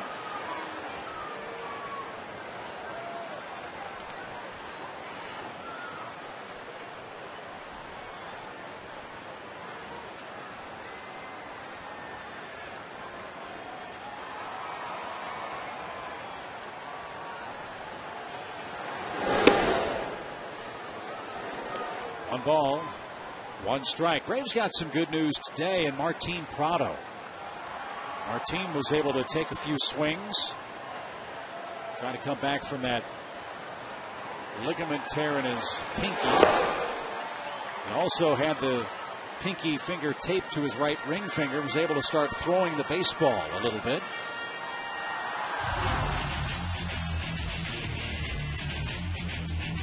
Trying to keep that right hand away from any ground balls that might take a bad hop and bite him. he could probably be a pretty good catcher. Well, and he was running the bases too. While guys were taking BP, he was going through situational type things, running the bases to keep his legs good and loose too. It's another week and a couple days until he's eligible to be activated from the disabled list. And it'll be a welcome return for Martin Prado as Eric Hinsky walks for the second time in the game. And I need to correct that. Ramirez was not involved in the deal for Molina from Texas. He actually came from Boston at the deadline for a minor league pitcher. So those numbers were the Red Sox, not Texas. Another leadoff man on for the Braves in this game. That's happened 4 times in the first 6 innings. Now let's see if Alex can chase Hinsky around.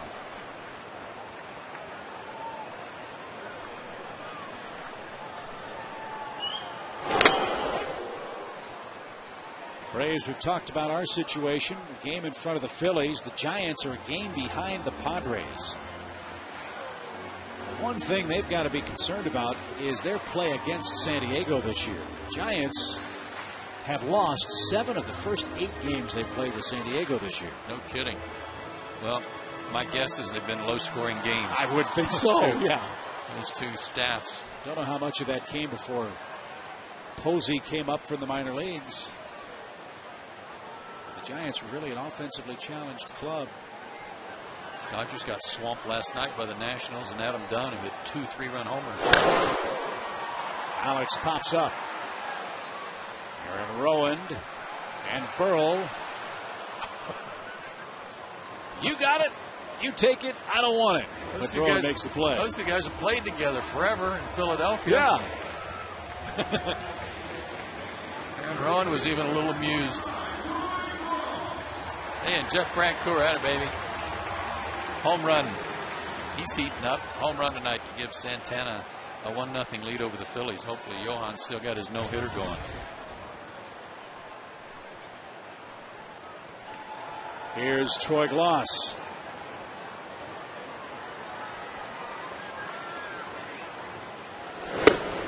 One thing about this guy, I know you've been around the game long enough. You see guys that are going great, and they're happy-go-lucky and chatty in the locker room, and everything's great with the world. When things aren't going so well, they disappear, hide in the locker or trainer's room. Not this guy.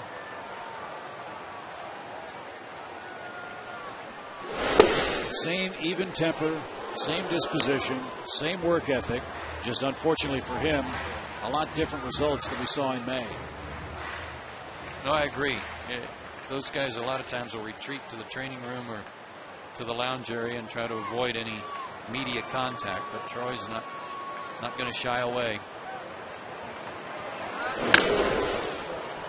That one to short. And it's another double play. Second of the night hit into by Troy Gloss. And it sends the game to the 7th inning. 3-0. Braves still lead it.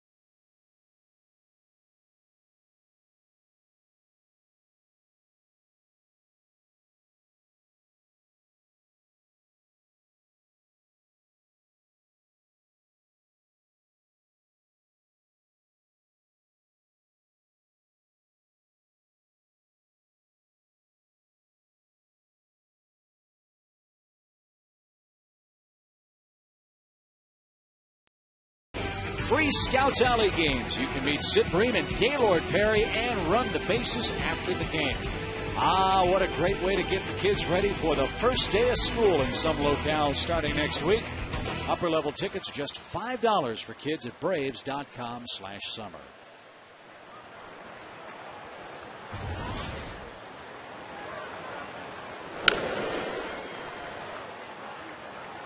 Saw Mike Minor around the ballpark tonight for the first time. He was doing some interviews in the clubhouse, around the batting cage.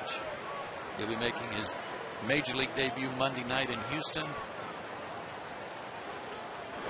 You know, he's a lot taller than I imagined him being. I mean, he's not a 5'10", 5'11" kid. No, he's a big guy.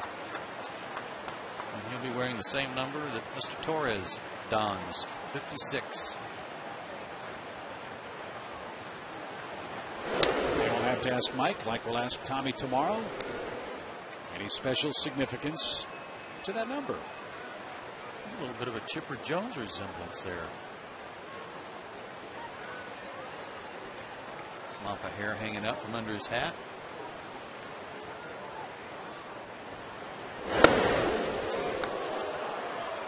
That had Torres bailing, but Tim didn't get the call. 2 balls, 2 strikes.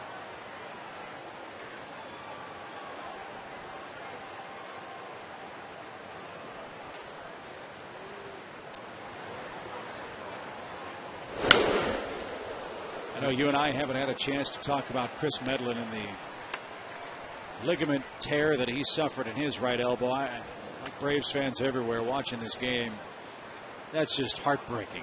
It's just a big punch in the gut. Yeah. Just knocks the wind out of you. He will go through some rehab and exercises to find out how his arm's going to respond to that before they make an ultimate decision on whether or not he needs surgery. It's a short.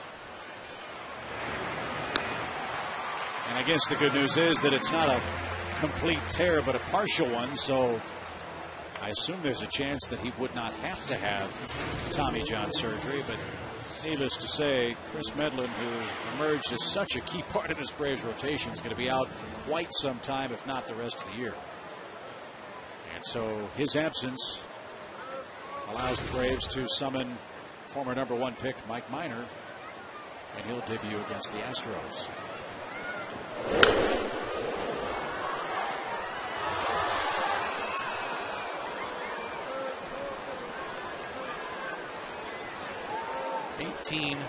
Of the 19 outs recorded by Hudson tonight, either by strikeout or ground out.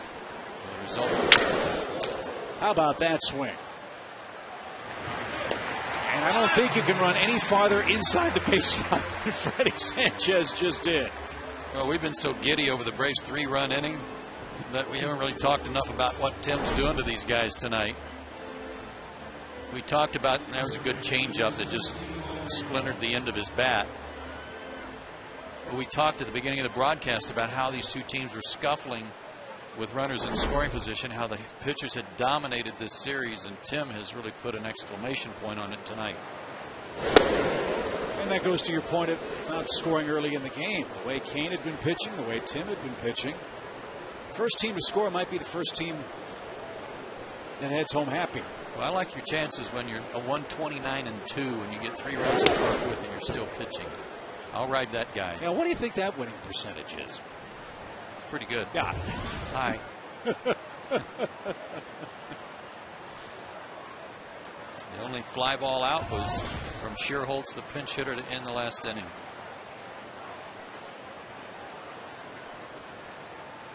Ed Mangan and the crew may have to do some resodding on the infield. They had to do some work in the outfield before the game tonight. Wow. Great off-speed pitch there. Might have been a split. Tim pitched against the Giants a lot when he was with Oakland, of course, in interleague play. 12 starts, but just a 4-4 record.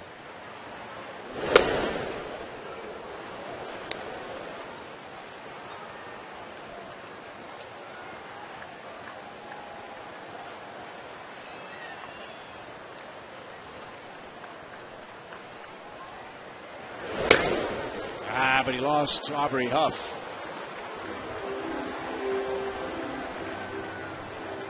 Just the third Giant base runner to reach. Now Buster Posey with one swing of the bat can make this one a little too close for comfort.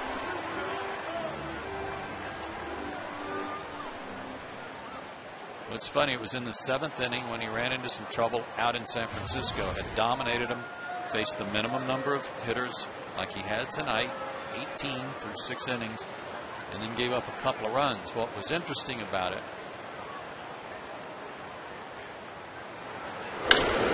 and he had a 3-0 lead in that game, was that he gave up a single and a double. And there were runners at second and third and nobody out. Braves had a lead, so they're playing back. And just 2 routine ground ball outs like he'd been giving up all day, but they plated 2 runs, and suddenly there was a ball game. And the Giants tied it later. I believe that was the game that Renteria hit the home run off Billy Wagner. Went on to win it.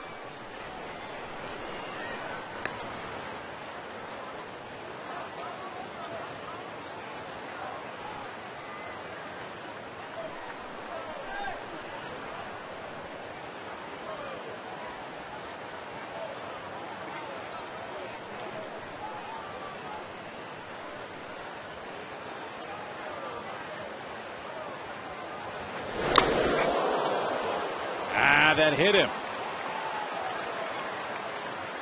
And that brings the potential tying run to the plate. A walk and a hit batsman with 2 outs.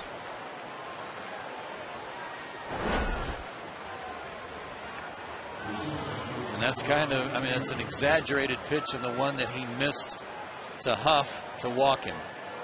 When the fastball that got away from him, up and away.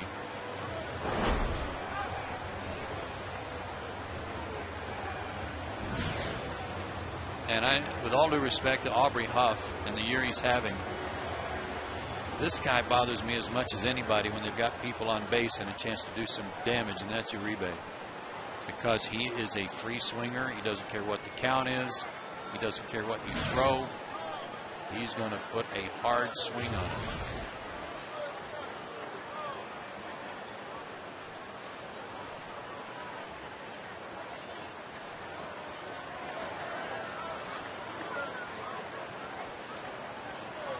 .231 average with runners in scoring position and 2 out for him. That's pretty good.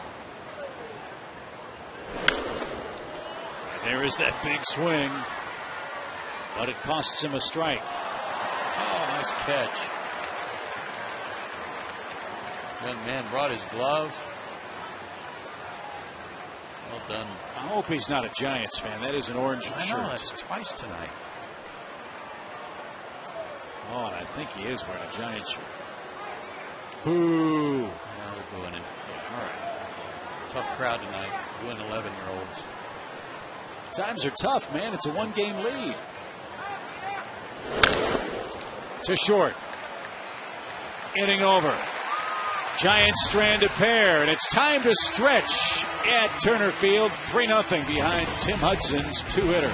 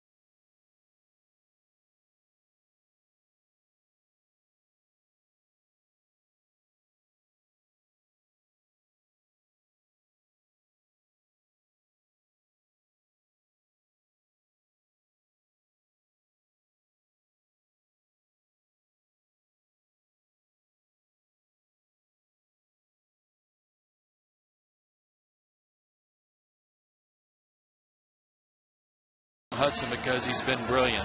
2 hits shutout through 7. Matt Kane knocked out after 5 innings. Didn't pitch that poorly, but the Braves got a couple of huge 2-out hits in the 4th inning. First from Troy Gloss, a 2-run single back through the middle. That plated 2, and then Rick Ankiel goes out around this fastball and hooks it right into the base of the wall. That drove in Eric Hinsky, and Tim Hudson's done the rest. 3-0 Braves as we go to the bottom of the 7th.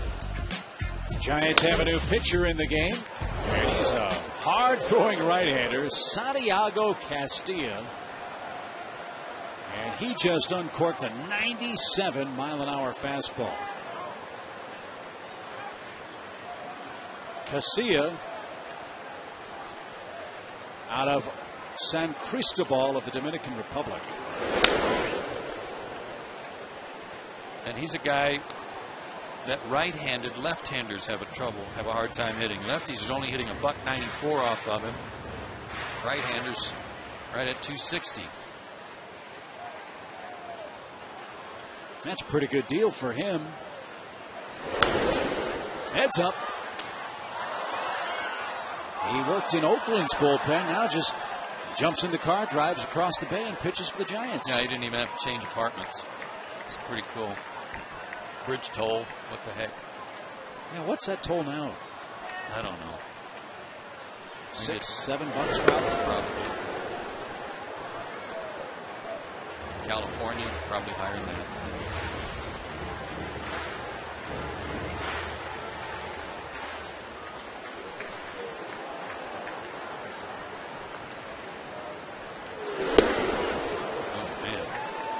What that was, but it was nasty. First strikeout for Castilla. Breaking ball. Like a hard slider.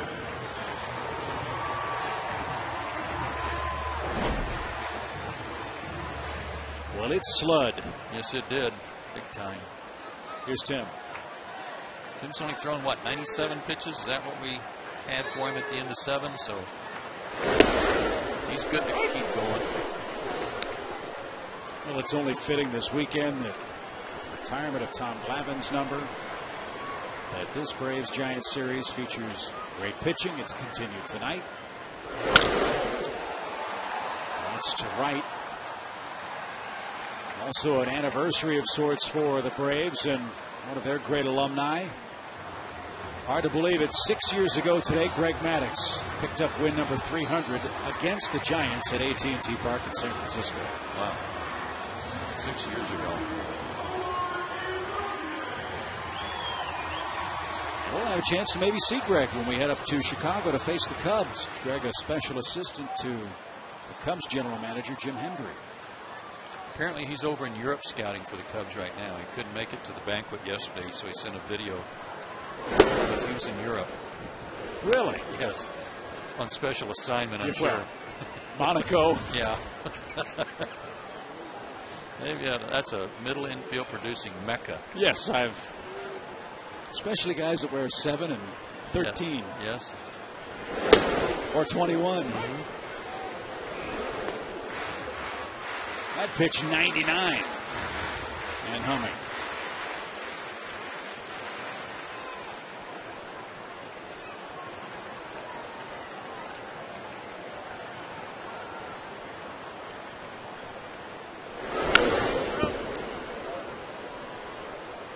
This guy was in 46 games with the A's last year. Had an ERA almost 6. Had some injury problems. Was on the disabled list with a bad knee. But the Giants signed him as a minor league free agent.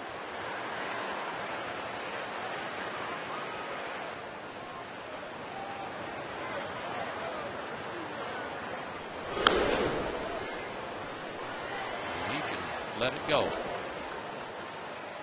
Yeah, Omar looks like he's really enjoying this at bat. Yeah. He's seen a 97-mile-an-hour pitch, 99. That one on his thumbs at 98. Here's part of the reason we don't recognize him. From 2000 to 2005. From 2000 to 2005, he pitched under the name of Jairo Garcia. Well, that explains it. I remember him. Oh, yeah. Of course, yeah. Hard-throwing right-handed guy, right? But all of a sudden, he got that good slider, and he became Santiago Casilla. Well, it's always important to be the player to be named later. To second. And, what's his name? Retires the Braves in order and sends this game to the 8th inning. 3-0, Braves in front.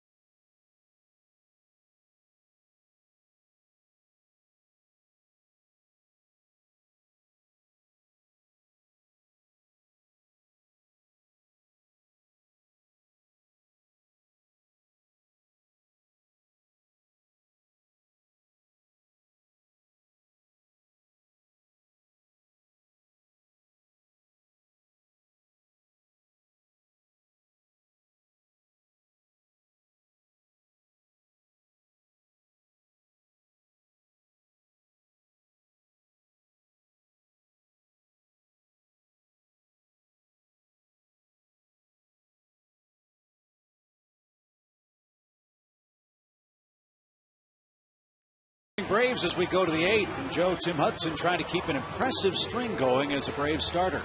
He's our Georgia lottery, hitting the jackpot. Just 2 earned runs allowed in his last 27 1/3 innings. That's an ERA of 0.65. Just tremendous work. 7-3 at home, trying to improve on that. Love the fact that with the lower part of the order up for the Giants, Tim's back out there approaching 100 pitches.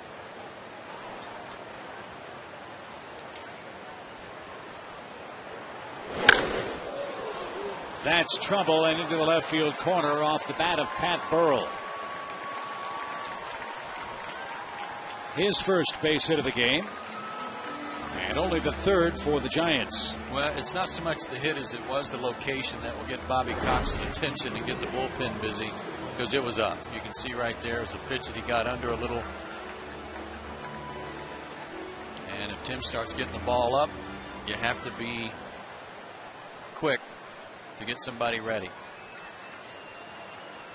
It has not been, again, an uncomfortable night.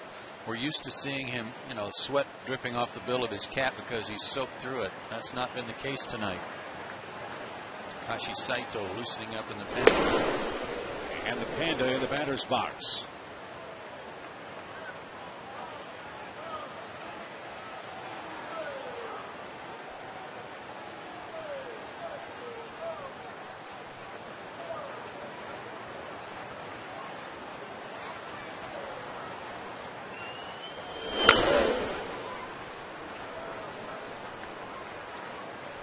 Giants a good comeback club. 27 of their 63 wins have been of the comeback variety. And that's another testament to their good pitching. They can just shut you down and let the bats catch up. That's what they're trying to do in the 8th tonight.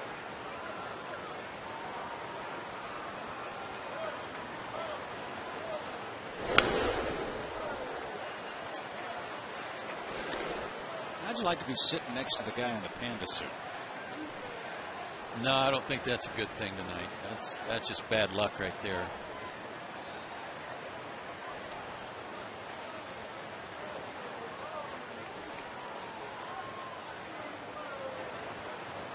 I think it's a girl with a nice smile, but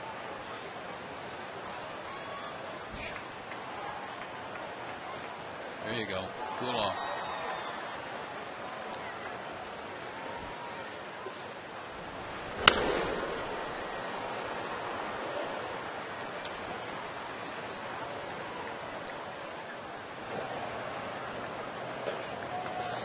Mike Dunn joined Saito in the bullpen.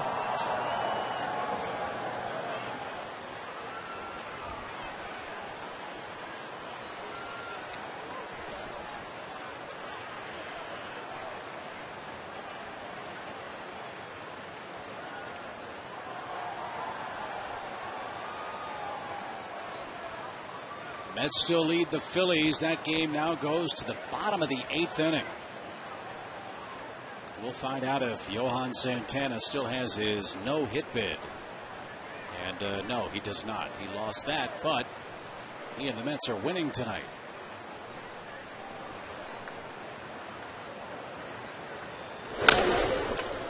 That'll get the runner to third. But it costs the Giants their first out. It's all right. Braves will trade outs for bases. They'd gladly give up a run for another out here.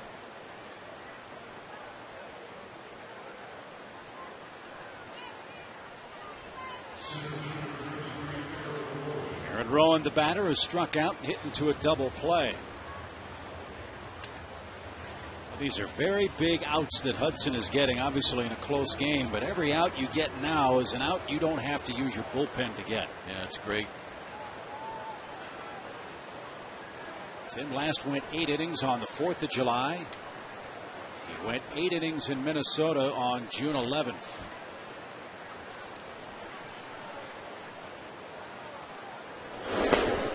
And McCann just saved him a run on a ball in the dirt. 1 ball, no strikes. It's crazy to think this way, but the Braves only have 2 complete games this year, and they were both losses.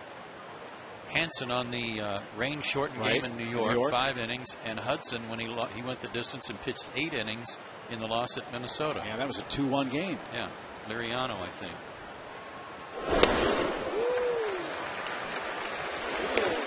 Good breaking ball.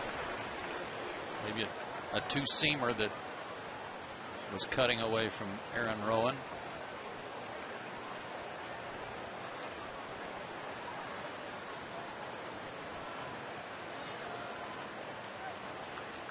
Pitcher's spot due next for the Giants.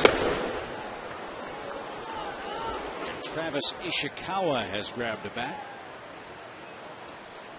We'll say this for Tim. He's made a nice adjustment after the mistake. Actually, a couple of mistakes last inning that were up. And then the mistake up to Burrell here this inning. He's getting the ball down again.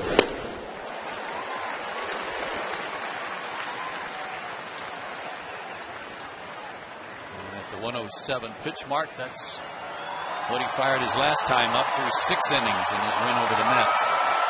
Mentioned 113. That's his season high.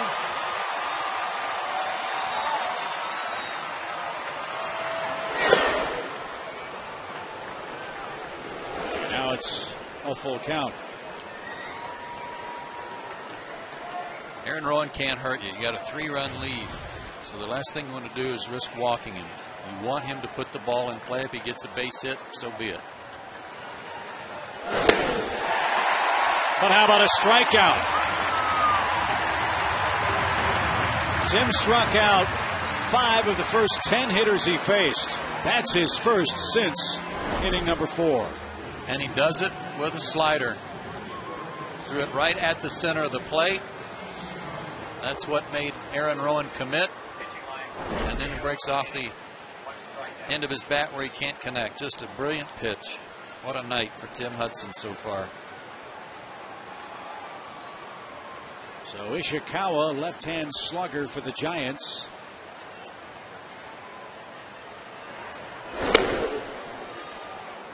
Hitting .288 on the year. And I use the term slugger lightly. Doesn't have a whole lot of power, just 2 home runs. Played here last night. Had an intentional walk, and then after that he went 0 for 4, struck out twice, hit into a double play. Rolls to the right side. Gloss to the bag, and Hudson has a chance for the shutout. 8 innings for the Braves right-hander, seeking his 13th win, and how about this ovation?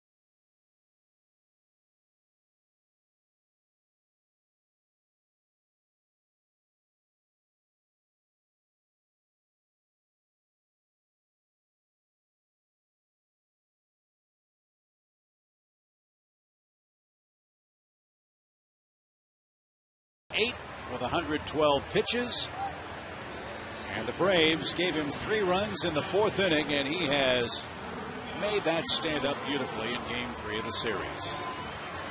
Our broadcast tonight on Sports Out, presented in beautiful high definition by H.H. Gregg. Chip and Joe with you from Turner Field, as the Braves look to add a little insurance on this special night at Turner Field. The Sarah Evans concert after the game. First place Braves, second place Giants. And a gigantic crowd of 47,305. The 3rd highest crowd of the year. Thank you, Joe. Has seen another real good ball game. Sure, it's just been a great series. It's unfortunate that last night the game was, I'll say, tainted by some mistakes in the 9th inning. Cost the Braves the game and a really bad loss, but man, it's just been good baseball, fun to watch outside of that. Another hard thrower and a veteran. Guillermo Mota will work the 8th. It looks like Hudson is done, Chip, at least watching the reactions in the dugout. And Billy Wagner loosening up for the 9th.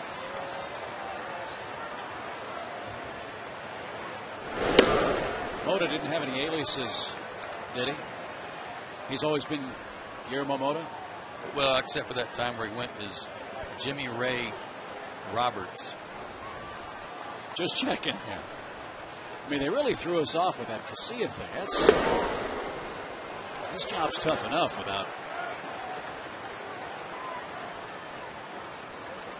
all those shenanigans. So Mota, Hayward, Chipper, B-Mac coming up in the 8th.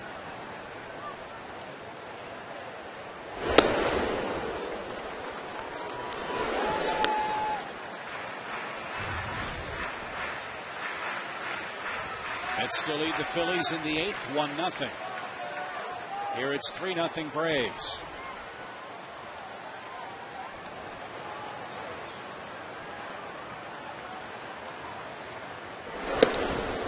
This guy's always been intriguing in that he's always had a good arm, especially tough on right-handers, and then he'll go through stretches where you wonder how he got to the big leagues, because he just kind of loses it. And he's in one of those stretches right now where he's given up 3 earned runs his last 5 outings. Big, strong guy. He's been with a lot of different clubs.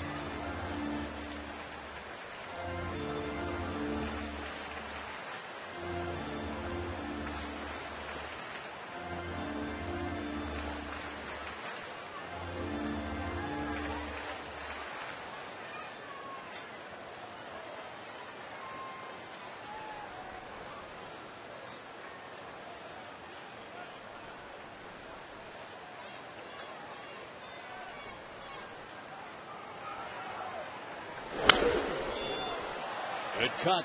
Yeah, he's had some good swings tonight. The best of all, that ringing double to right center in the fourth that got the rally started. You know, that is one of the most apt descriptions of a batted ball by Hayward. I know you go down every day and watch batting practice. You do hear a ringing sound when he makes solid contact with the baseball.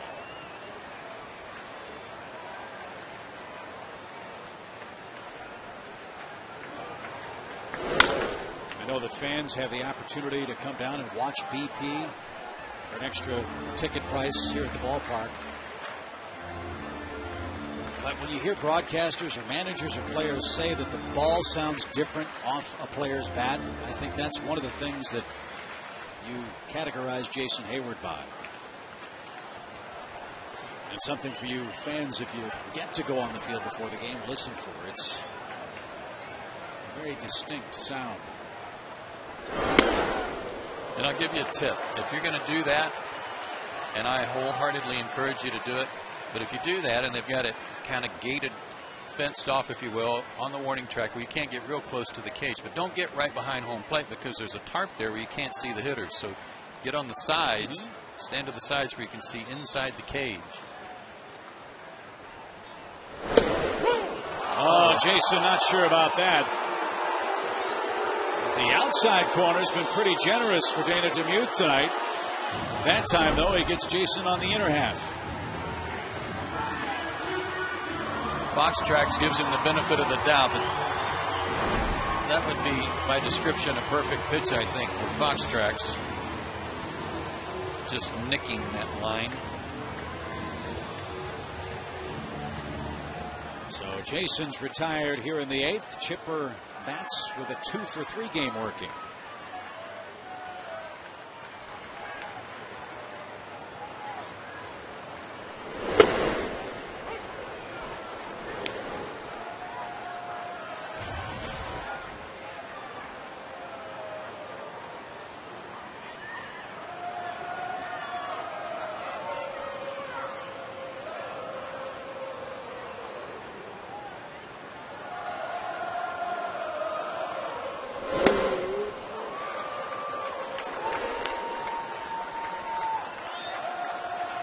Jeff Francoeur has plated the only run so far in Philly.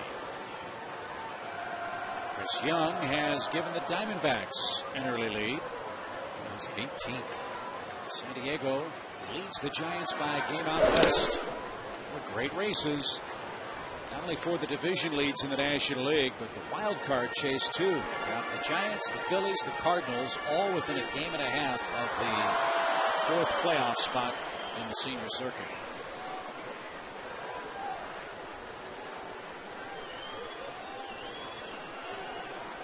Of course, Jeff had a big hit off Billy Wagner in the Mets series here to win a ball game.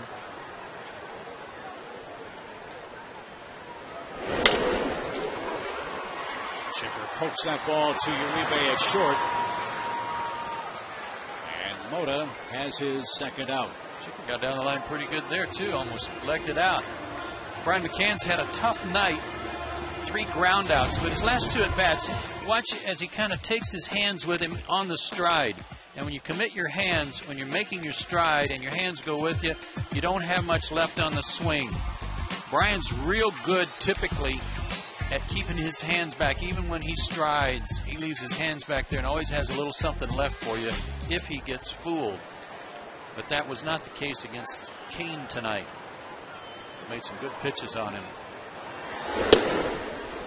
And Mota's the first man other than Kane Brian has faced in tonight's game. Let's see if he's able to make an adjustment in the Braves' 8th.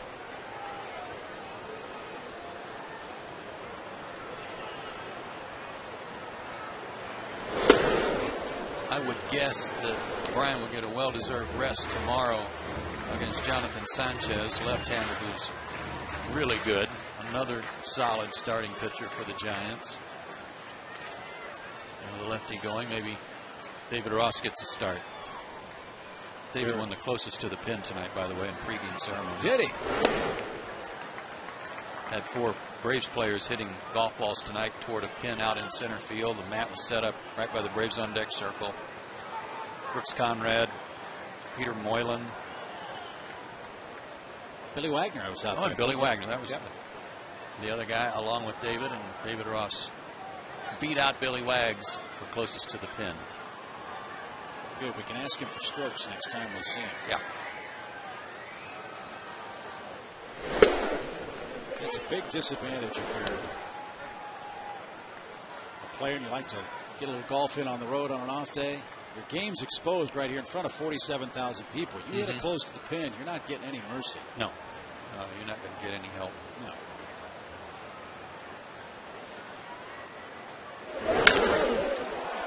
Nice pickup at first by hard-hitting Aubrey Huff. McCann smoked that ball, but is retired, and we go to the 9th inning. Braves lead it by 3.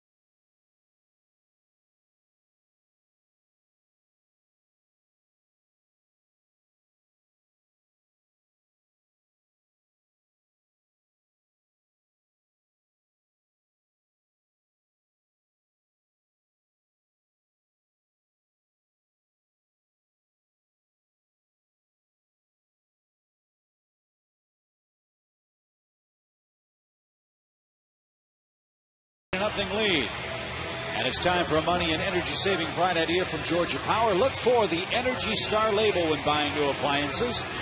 Go to georgiapower.com for more energy saving tips. Georgia Power, a Southern company. Billy Wagner's getting a lot of opportunities here lately, especially on this homestand. This will be his 5th game out of the last 6 days, including all 3 of the games here against the Giants. He got a save 2 nights ago, but suffered a blown save last night. After that rally started the 9th inning when he hit Aubrey Huff with a pitch on the first delivery. So he wants to bounce back tonight and take care of this game for Tim. And he's got Andres Torres to start it off.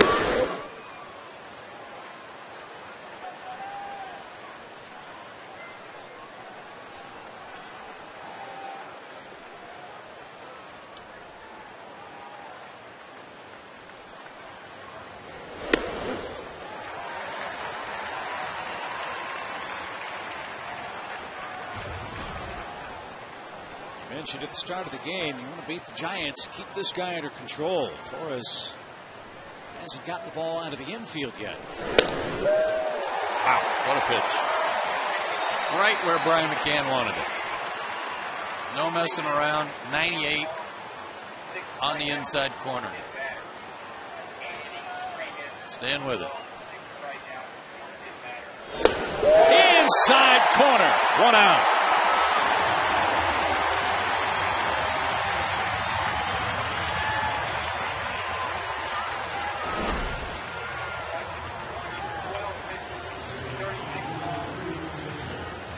And while Torres didn't like the call. Oh, it was a great call. Fox Tracks concurred with Mr. Torres. I just think Billy's throwing so hard it threw the calibration out. I'd throw my calibration out. And 98 again right there.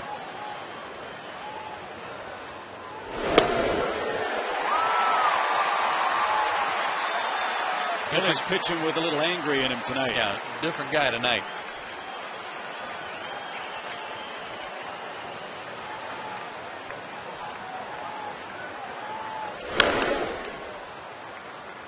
He's 9 strikeouts away from tying Jesse Orozco for the most by a left-handed relief pitcher.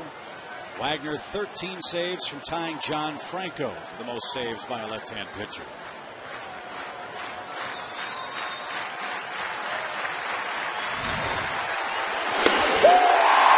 Have a seat, Freddie. 2 out.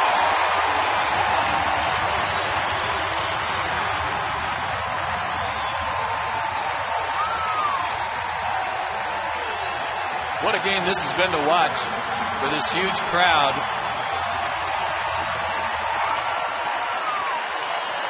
And there's the most interested observer right now.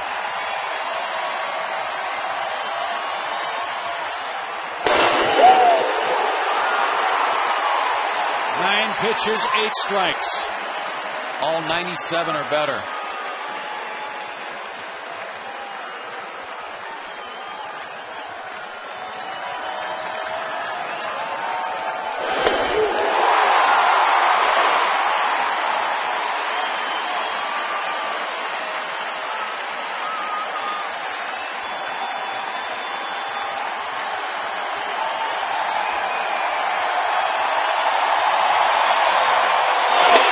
See you later. He strikes out the side, and the Braves win it.